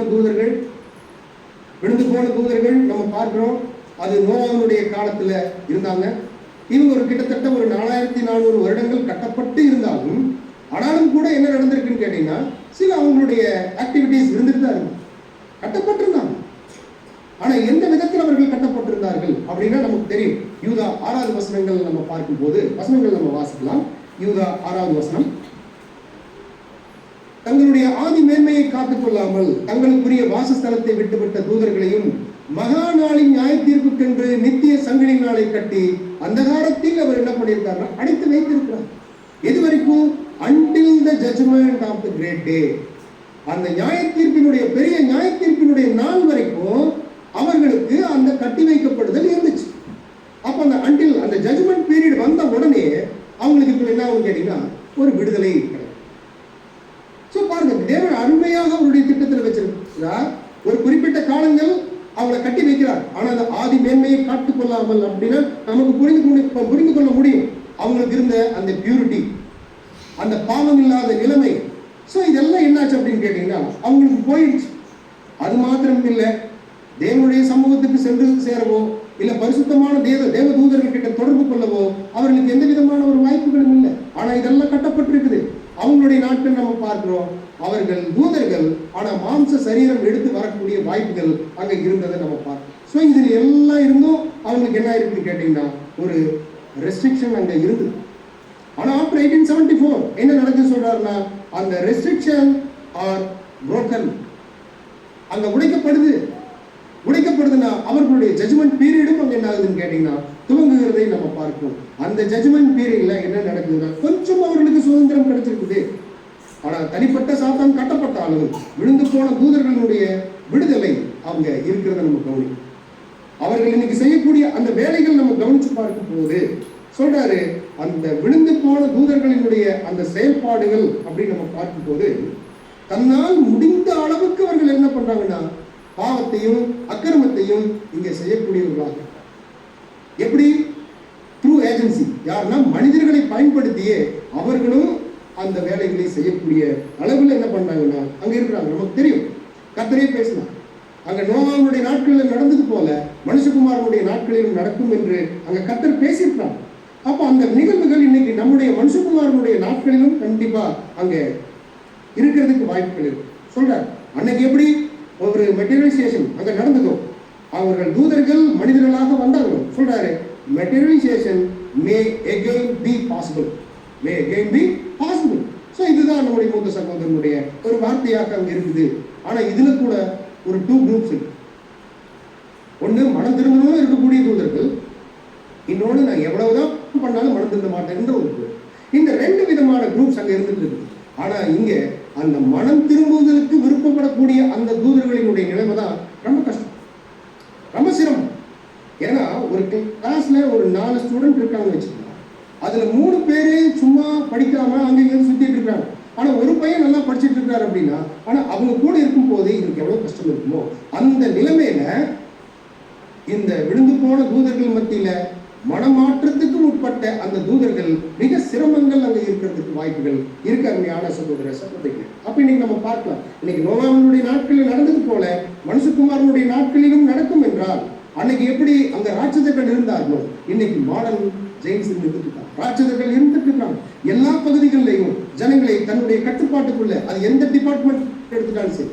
ஸோ மிகப்பெரிய ஜெயின்ஸ் என்ன பண்ணிட்டு இருக்காங்கன்னா அங்க இருக்கிறத நம்ம பார்க்கணும்.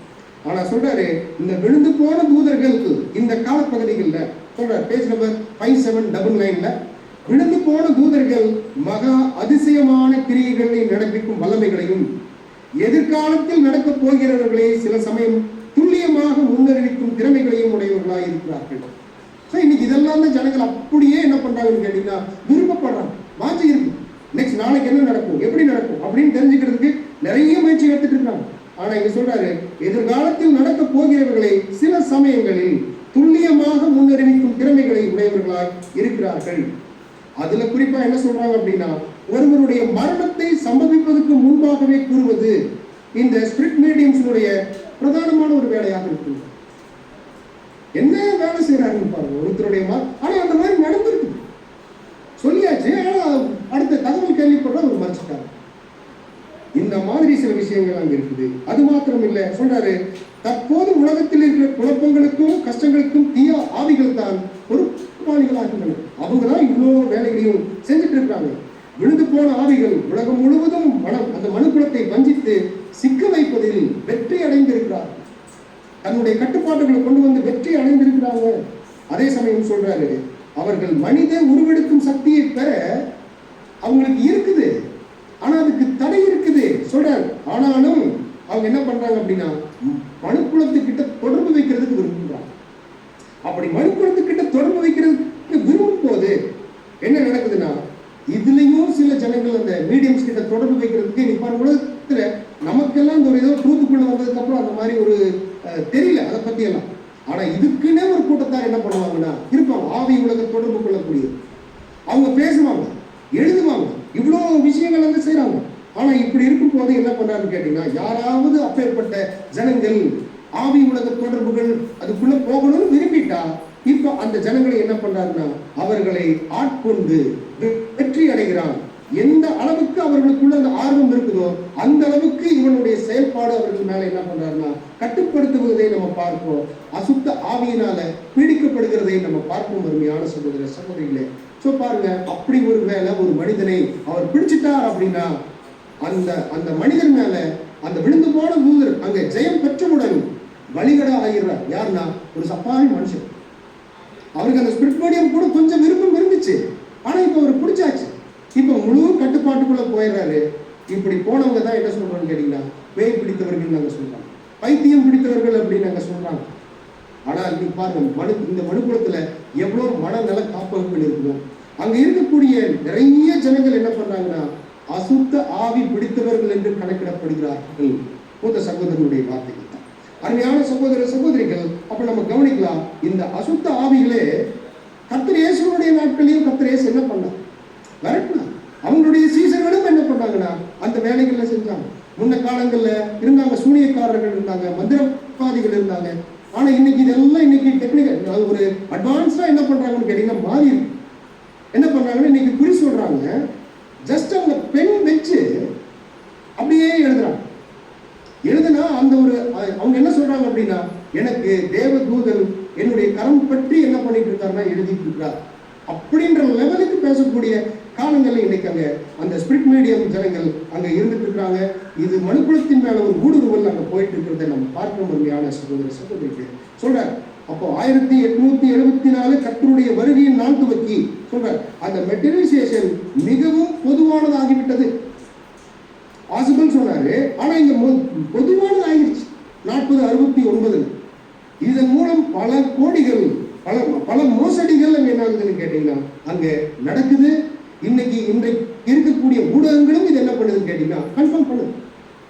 பாருங்க, சில டிவிஸ்ல நம்ம பார்த்துட்டோம்னா இந்த ஆவிகள் கூட தொடர்பு கொள்றதும் பேசுறதும், ஸோ இதெல்லாம் இன்னைக்கு வரைக்கும் ப்ரூவ் பண்றாங்க. அது நடக்குது. அருமையான சகோதர சகோதரிகள், அப்போ இதை பத்தி நம்முடைய மூத்த சகோதரர் என்ன பண்ணியிருக்காருன்னு கேட்டீங்கன்னா ஒரு ஆர்டிகல் எழுதியிருக்காரு. சில விஷயங்களை மாத்திரம் நான் என்ன பண்றேன் மேற்கொள் காண்பிக்கிறதுக்கு நான் விரும்புறேன். என்ன சொல்றாங்க அப்படின்னா, ஒரு ஆவி உலக தொடர்புல இருக்கக்கூடிய ஒரு சகோதரி தன்னுடைய வீட்டில் டோர் க்ளோஸ் ஆயிருக்கக்கூடிய தருணத்துல ஒரு ஆவி எப்படி வருது அப்படின்னு கேட்டீங்கன்னா ஒரு மனிதனுடைய ரூபத்துல அவன் முன் அப்படியே என்ன பண்ணுதுன்னு கேட்டீங்கன்னா மெட்டீரியலைஸ் ஆயிருக்கு. அப்படியே வந்திருக்கான். வந்து அந்த சகோதரியை தன்னுடைய கரம் பிடிச்சு இழுத்திருக்கிறான்.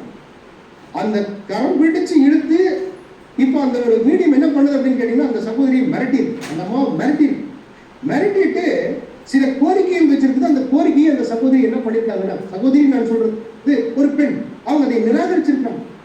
அப்படி நிராகரிக்கும் போது அவருடைய அந்த மெட்டீரியலைஸ் என்ன ஆயிருக்குன்னு கேட்டீங்கன்னா உடனடியாக கலைக்கப்பட்டது. அப்படிங்கிற வீட்டுக்குள்ள வந்திருக்கிறாங்க, மனித உருவம் வந்திருக்கு, கையை பிடிக்கிறார், இழுக்கிறார், கோரிக்கை வைக்கிறார், நிராகரிச்சிருக்கிறாங்க. ஸோ இப்போ அந்த மெட்டீரியலைஸ் அங்கே இல்லாமல் டீமெட்டீரியலைஸ் அங்கே ஆயிருக்கிறது நம்ம பார்க்கணும். ரெண்டாவது விஷயங்கள் நம்ம பார்க்கும்போது ஒரு பெண் இருக்கிறாங்க. இப்போ இவங்களுடைய அக்கா என்ன பண்ணிட்டாங்க, சிஸ்டர் இறந்து போயிடறாங்க. இறந்து போன சகோதரி இவங்களுடைய வீட்டுக்கு வந்து அவங்களுடைய மூச்சை நிறுத்துவதற்கு ட்ரை பண்ற மாதிரி பண்ணிருக்கு. அப்போ இவங்களுடைய செயல்பாடுகள் எந்த அளவுக்கு இருக்குது, மறிச்சுட்டாங்க அவங்க. ஆனாலும் அவங்களுடைய வீட்டுக்கே வந்துட்டு அவங்களை மூச்சு திணற செய்யக்கூடிய அளவுக்கு முயன்றதாக நம்ம பார்க்கணும். அப்போ இந்த ஃபாலன் ஏஞ்சல்ஸுடைய வேலைகள் நம்ம கவனிச்சு பார்க்கணும். இன்னொரு சம்பவங்கள் அங்கே சொல்றாரு. என்ன சொல்றாருன்னா, ஒரு சகோதரர் அவர் என்ன பண்றாருன்னா சில இன்வெஸ்டிகேஷன் செய்யறார். ஏன்னா இந்த டீமன் ஆரிஜின் பத்தி அவர் அங்க ஒரு இன்வெஸ்டிகேஷன் செய்யும் போது அதை பத்தி ஓரளவுக்கு அவர் என்ன பண்றாருன்னு கேட்டீங்கன்னா கண்டுபிடிச்சிட்டார். இந்த டீமன்ஸ் பத்தி அவர் கண்டுபிடிச்சிட்டு அவர் இப்போ நெக்ஸ்ட் போய் தூங்கலாம் அப்படின்னு படுக்கைக்கு அங்க போறார். அப்படி போகும்போது அங்க பக்கத்துல யார் இருக்காங்கன்னா அவருடைய மனைவியை பிரதிநிதித்துவப்படுத்தும் ஒரு தோற்றம் அவருக்கு அங்க தோணுது. ஒரு தோற்றம் தோன்றுது. பக்கத்துல நடந்து போனா ஒரு கை நீட்டப்படுது. அப்போ பக்கத்தில் நடந்து போன கை நீட்டப்படுது. அப்ப இவர் டக்குன்னு என்ன பண்றாரு யோசிக்கிறார், அது என்னுடைய மனைவி இல்லை என்பதை புரிந்து கொண்டு அவர் என்ன பண்றாருன்னு கேட்டீங்கன்னா, இது ஆவிகளினுடைய தொடர்பு வைத்துக்கிட்டதுனால நமக்கு ஏற்பட்ட பாதிப்பு என்பதை உடனடியாக உணர்ந்து கொண்டு அந்த சகோதரன், இப்ப அந்த சகோதரன் அப்படிங்கிறார், அந்த சகோதரன் உடனடியாக தேவன் கிட்ட திரும்புறார். உடனடியாக தேவன் கிட்ட திரும்பி ஜெபிக்கிறார். அந்த ஜெபத்தில் அவர் என்ன பண்றாருன்னு கேட்டீங்கன்னா அவர் ரிலீஸ் ஆகிறார். இந்த ஆவியினுடைய தொடர்பு கிட்ட இருந்து அங்க ரிலீஸ் ஆகிறார். இது எதுக்காக அங்க பயன்படுத்துறாருன்னா, மூத்த சகோதரர் சொல்றார், அதாவது இந்த டீமன்ஸ் கூட நமக்குள்ள ஏதாவது ஊடுருவும் அப்படின்ற ஒரு ஏதாவது முயற்சிகளோ ஆசைகளோ யாராவது ஒருத்தர் கொண்டிருந்தால் அது என்ன பண்ணணும், அவர்களுக்கு அதனுடைய ஆர்வத்தை அதிகரிக்கும். அப்படி அந்த டீமன்ஸ் அந்த ஆர்வத்தை அதிகரிக்கும். இந்த ஆர்வம் ஏதோ ஒன்றுடன் தொடர்புடையதாக இருக்கும். அந்த ஏதோ ஒன்று என்பது அதை புள்ளி வைத்துக்கலாம். எப்படி வேணாலும் நம்ம என்ன பண்ணலாம்னு கேட்டீங்கன்னா நம்ம பதிவிட்டுக்கலாம். ஏதோ ஒன்றில் தொடர்புடையதாக இருக்கும். அத்தகைய உட்பொருளானது சொல்றாரு ஒரே வார்த்தை, அது ஆபத்தான தொடக்கமாக இருக்கும். அதனுடைய முடிவை யூகிக்க முடியாது. அதனுடைய நிலைமை என்ன என்று நம்ம யூகிக்க முடியாது. அருமையான சகோதர சகோதரிகளே, அந்த அளவுக்கு இன்னைக்கு விழுந்து போன தூதர்களினுடைய செயல்பாடுகள் அங்க இருக்கிறது நம்ம பார்க்கிறோம். ஸோ இப்படி நிறைய விஷயங்கள் அந்த ஒரு ஆர்டிகல் அவர் என்ன பண்ணியிருக்காருன்னு கேட்டீங்கன்னா அங்க பதிவிட்டு. அருமையான சகோதர சகோதரிகளே, நம்முடைய படத்தினுடைய முடிவுக்கு நான் வந்துடலாம். இயேசுவினுடைய நாட்கள்ல கூட ஒரு மகன் என்ன பண்றாருன்னு கேட்டீங்கன்னா அசுத்த ஆவியினால அங்க பிடிக்கப்பட்டிருக்கிறதை நம்ம பார்க்கிறோம். அதை வெளியேற்றுவதற்கு அவங்க அப்பா வந்து என்ன பண்றாருன்னு கேட்டீங்கன்னா கர்த்தர் கிட்ட ரிக்வெஸ்ட் வைப்பார். ஆனா இப்ப கர்த்தர் பார்த்த உடனே அந்த பையன் என்ன பண்ணுவாருன்னு கேட்டீங்கன்னா அதிகமாக வாயில நுழைத்தள்ளியும் அங்க கை காலை இழுத்துக்கிட்டும் அவர் என்ன பண்ணுவாருன்னு கேட்டீங்கன்னா அவர் அங்க சில வேலைகள் அங்க இப்ப கர்த்தர் பேசுவாங்க, அவரை விட்டு வெளியேறவும் வரக்கூடாது என்பதே இதனுடைய கட்டளையாக இருந்தது.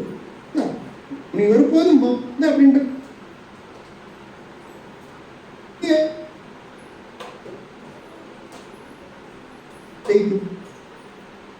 வருது.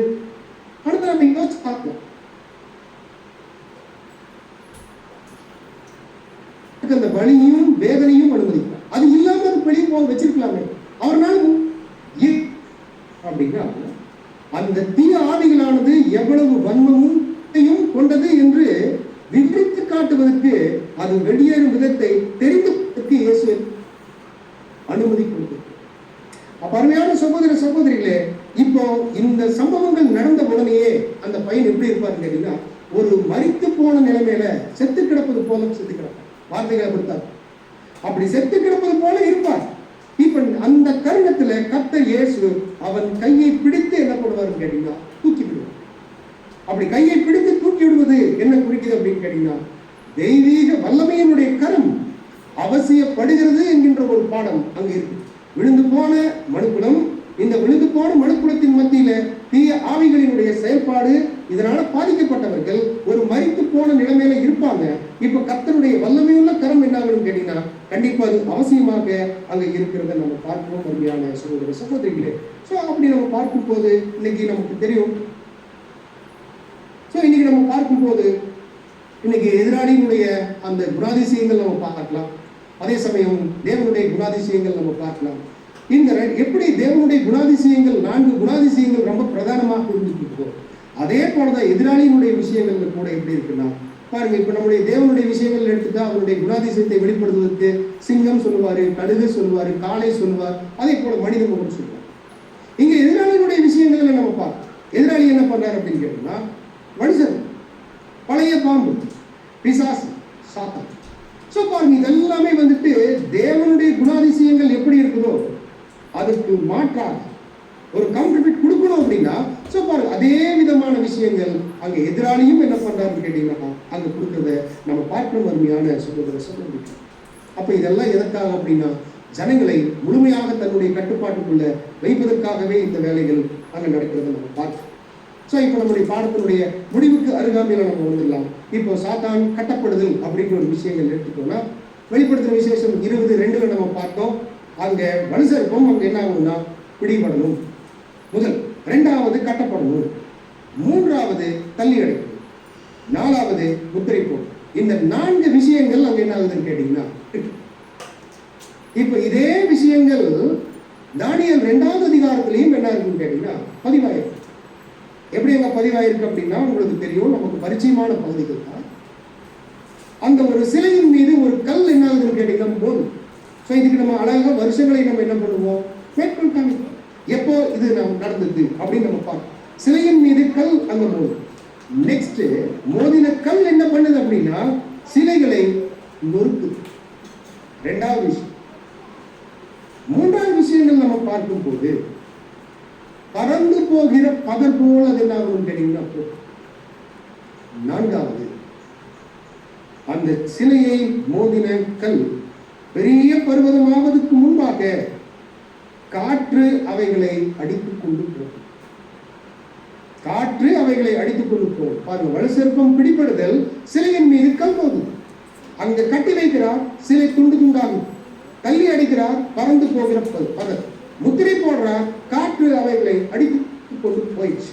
இப்படி போயிடுச்சு அப்படின்னா சிலையை மோதின கல்லம் என்றால் ஒரு பெரிய பர்வதமாக பூமி எல்லாம் என்ன பண்ணிருந்தா நிரப்பும். அங்க மெசியா என்ன பண்ணுவாருன்னு கேட்டீங்கன்னா, அருமையாக அவருடைய ராஜ்யத்தை அங்கே ஸ்தாபிக்கிறதுக்கு உண்டான காரணங்கள் அங்க இருக்கிறது நம்ம பார்க்கிறோம் அருமையான சகோதரிகளே. அப்ப இந்த ஒரு பாடத்தினுடைய ஒரு சுருக்கம் என்று நம்ம பார்க்கும் போது, தேவனுடைய தெய்வீக திட்டத்துல ராஜ்யம் ஸ்தாபனம் ஆகணும் அப்படின்னா ஒரு 7 பாகங்கள் இருக்கு. அந்த 7 பாகத்துல முதல் பாகம் சாத்தான் கட்டப்படுதல் என்பதை நம்ம பார்க்கிறோம். அது பார்வை எப்படி இருக்கும்னா, அது தேவனுடைய பார்வை போல இருக்கு.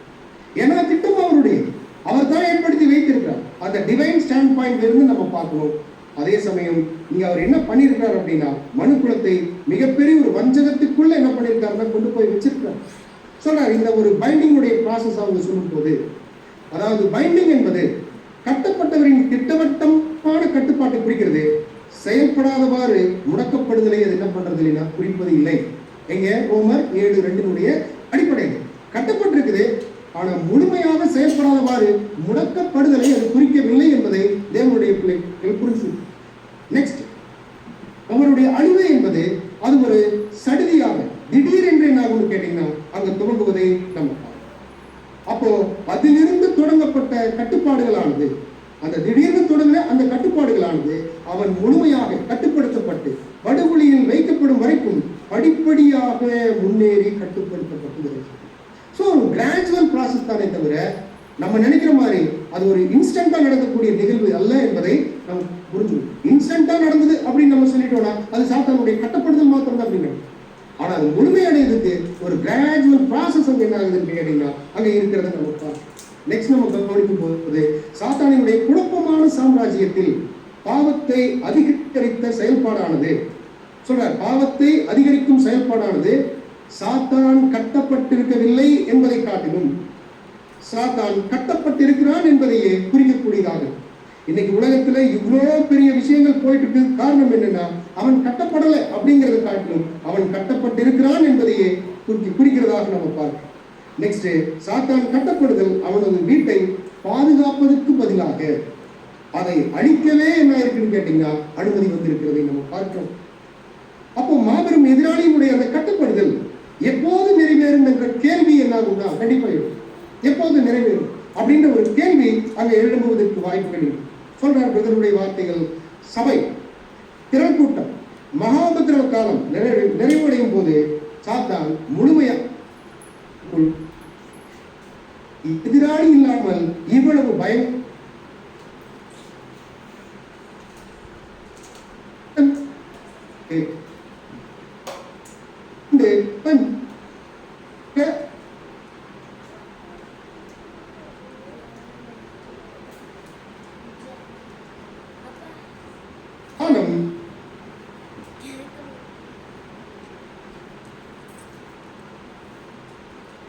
மரித்த நிலையில் விடப்பட்டிருக்கும் மனுஷருடைய பெருமை, லட்சியங்கள், நம்பிக்கை பயங்கரமான உபத்திரவ காலத்தில் மறைந்துவிடும்.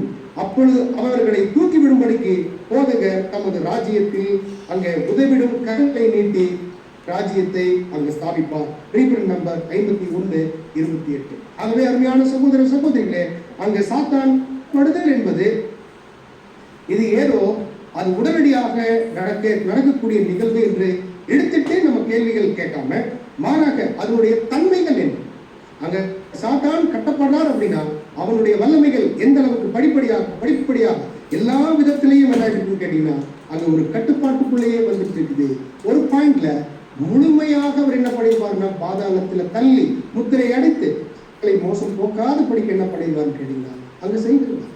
அப்படித்தான் அவருடைய தெய்வீக திட்டத்துல சாத்தான கட்டப்படுவதற்குரிய ஒரு காலப்பகுதியை தேவன் அவருடைய முதல் பாகத்தில் அங்கு வைத்திருக்கிறத நம்ம பார்க்கலாம். ஆகவே அருமையான சகோதர சகோதரிகளே, இப்பேற்பட்டதான ஒரு வார்த்தைகளை உங்களோடு பகிர்ந்து கொள்வதற்கு தேவன் நமக்கு இரக்கம் பாராட்டியிருக்கிறார். தேவன் தந்த வாய்ப்புக்கும் கன்வென்ஷனுடைய கமிட்டியாருக்கும் என்னுடைய நன்றிகளை தாழ்மையோடு தேங்க்யூ.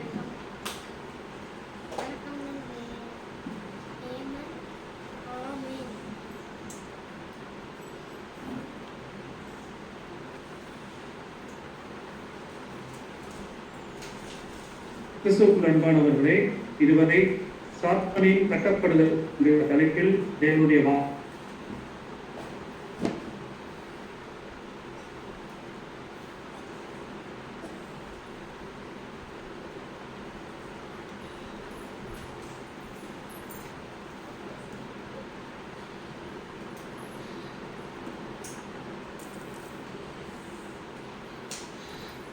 வைத்திருக்க வேண்டியது நமக்கு அவசியமான ஒன்றாக இருக்கிறது. அந்த வகையில மூலம் பல்வேறு நிகழ்வுகளாக செய்தியில் சமயம் சகோதரே தேவனால் தெரிந்தெடுக்கப்பட்டு தேவனுடைய பெற்று வாழ்வேன் என்று உறுதி எடுத்து கூடிய மட்டும் அதற்குரிய பிரயாசங்களை நம்முடைய அனுதின வாழ்க்கையில் ஏறெடுத்துக் கொண்டிருக்கிற நமக்கு இந்த சாத்தானுடைய தாக்குதல் ஒரு உலகத்தார் இடத்தில் நடப்பது போல அது நடைபெற முடியும்படிக்கு யோவான் சொன்னது போல இருக்கிறபடியிலும் உங்களில் இருக்கிறவர் பெரியவர் என்கிற வார்த்தை அவருடைய பரிசுத்தமான தூதர்களால் நாம் ஆனால் அதே சமயத்தில் அந்த சாத்தானும் சதிகளும் நம்மை சுற்றி நடந்தேறுவதற்கும் நம்மை வஞ்சிப்பதற்கும் இந்த அழைப்பில் இருந்து தடுமாறு செய்வதற்கும் பிரயாசங்கள் நடக்கும். அப்படிப்பட்ட சூழல்களில் நாம் எப்பொழுதும் தேவனை சார்ந்தவர்களாக தேவ சமூகத்தை ஒரோடு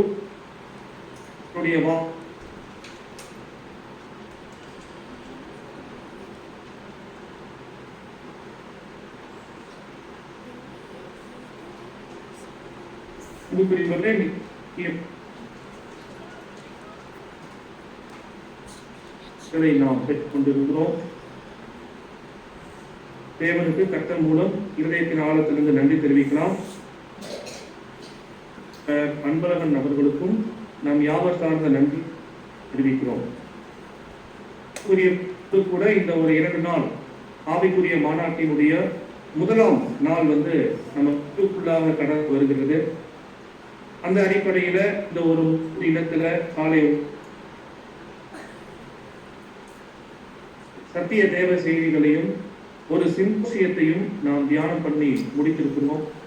உண்மையாக நம்ம பெற்றுக்கொண்ட ஒவ்வொரு சத்திய வார்த்தைகளும் நம்முடைய ஆவிக்குரிய அது பயனுள்ளதாக பிரயோஜனம் உள்ளதாக அது இருந்திருக்கும் என்று நாம் கர்த்தருக்குள் விசுவாசிக்கிறோம்.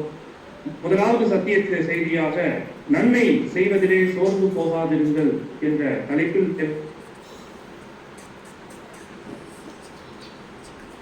அயல்நாட்டு சகோதரர் ஜெரி லெஸ்லி அவர்கள் மூலம் தேவனுடைய வார்த்தைகளை நாம் பெற்றோம். மூன்றாவதாக சபைக்கான கடைசி சோதனைகள் என்கிற தலைப்புல ஒரு கருத்து கோவையினுடைய நிகழ்ச்சியில நாம் யாவரும் காணப்பட்டோம். அந்த ஒரு தலைப்புல 4 கிளை தலைப்புகள் சகோதரர் ஸ்னேக், ஜெய்பு, இதுவான விசுவாசம், உபதேசம் மற்றும் சுயாதி ஆகிய 4 சகோதரர்கள் நமக்கு தேவ செய்தியை அந்த கருத்துக்கோவை பகிர்ந்து கொண்டார்கள். இறுதியாக சாத்தானி என்கிற தலைப்பில் தேவத்தை நாம் தியானித்திருக்கிறோம். இந்த வகையில் இந்த நாளில் எனவே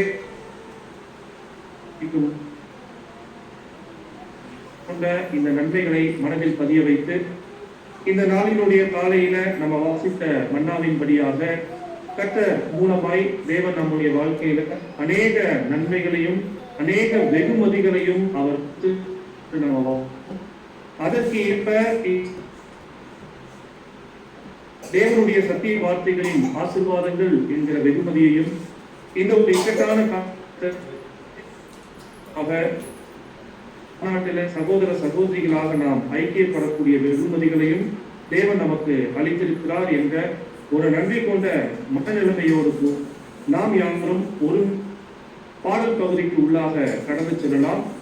பாடல் பாட வேண்டிய வார்த்தைகள் எண்ணில் அடங்கா ஸ்தோத்திரம் என்ற பாடலை இப்பொழுது நம் மத்தியில் அது ஒளிபரப்பப்படும்.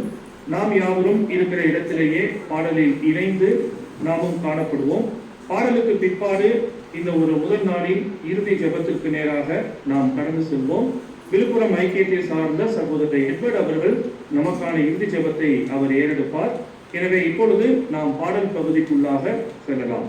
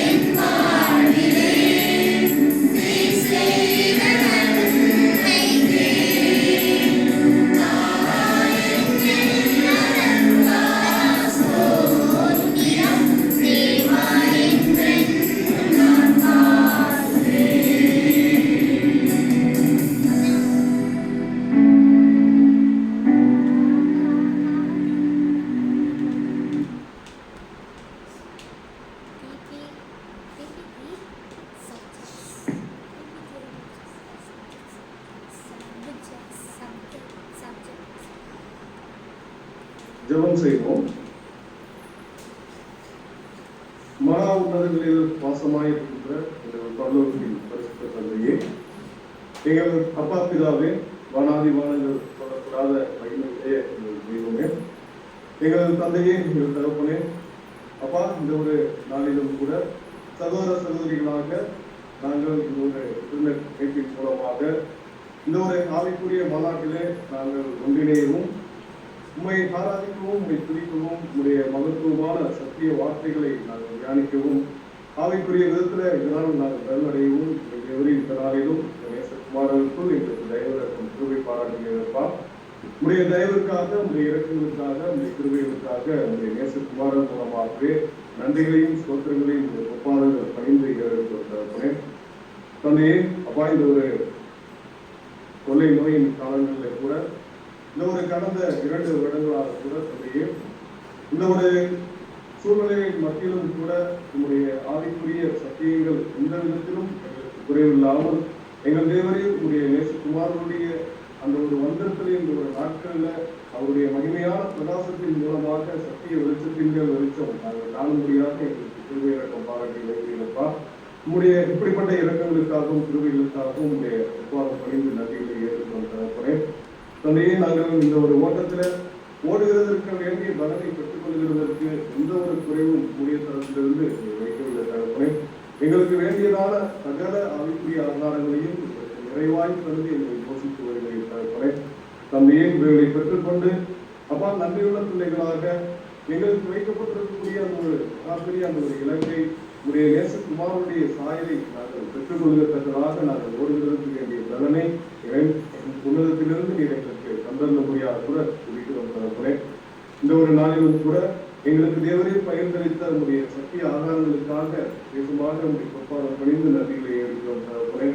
தந்தையை, நாங்களும் கூட நன்மை செய்கிறதிலே நாங்கள் சோர்ந்து போகாதவர்களாக தகப்பனே, எங்களுடைய பலிகள் உமக்கு உகந்ததாக நீர் ஏற்றுக்கொள்ளத்தக்கதான பலிகளை நாங்கள் ஏறெடுக்கிறதற்கு வேண்டிய ஆவியை நீர் எங்களுக்கு தந்து எங்கள் குணலட்சணங்களில் காணப்படக்கூடிய குறைவுகளை நாங்கள் தந்து அவைகளை கலைந்து போட்டு ஆவிக்குரிய விதத்துல சகோதர சகோதரர்களாக நாங்கள் குறிப்பிடும் போது அப்பா, இந்த ஒரு ஐக்கியத்துல காணப்படக்கூடிய அந்த ஒரு எந்த ஒரு பிக்சனும், அதாவது இந்த ஒரு உராய்வுகளின் மத்தியில இல்லாத படித்து உங்களுடைய ஆவியினால் எங்களை நடத்தி தந்தையே, உங்களுடைய பரிசுத்த ஆவியினால் நாங்கள் எங்களை நிரப்பினவர்களாக தந்தையே, சகோதரர்கள் மத்தியில அந்த ஒரு ஆவியின் கிரியைகளை வெளிப்படுத்தக்கூடியவர்களாக நாங்கள் காணப்படவும் தற்போது இந்த ஒரு காலகட்டம் இந்த ஒரு ஒட்டுமொத்த உலகமும் அருள்வேகமுக்கு நேராக அந்த கடைசி யுத்தத்திற்கு நேராக ஆயத்தப்பட்டு போகிறதை நாங்கள் கண்கூடாக பார்க்கக்கூடியவர்களாக காணப்படுகிறோம் தந்தையே. உடைய சத்திய வார்த்தைகள் அதை வெளிப்படுத்தி காட்டக்கூடியதாக கூட இருக்கிறது தகப்பனே. எனவே தந்தையே, இந்த ஒரு காலத்தை உணர்ந்தவர்களாக நாங்கள் ஜெபிக்கவும் தகப்பனே, எங்களுடைய அழைப்பையும் பெருந்தெடுப்பையும் இன்னும் நாங்கள் உறுதிப்படுத்திக் கொள்ளவும் வேண்டிய கிருபைகளை எங்கள் யாவருக்கும் தந்து வல்லக்கூடிய ஜெபிக்கிறோம் தகப்பனே.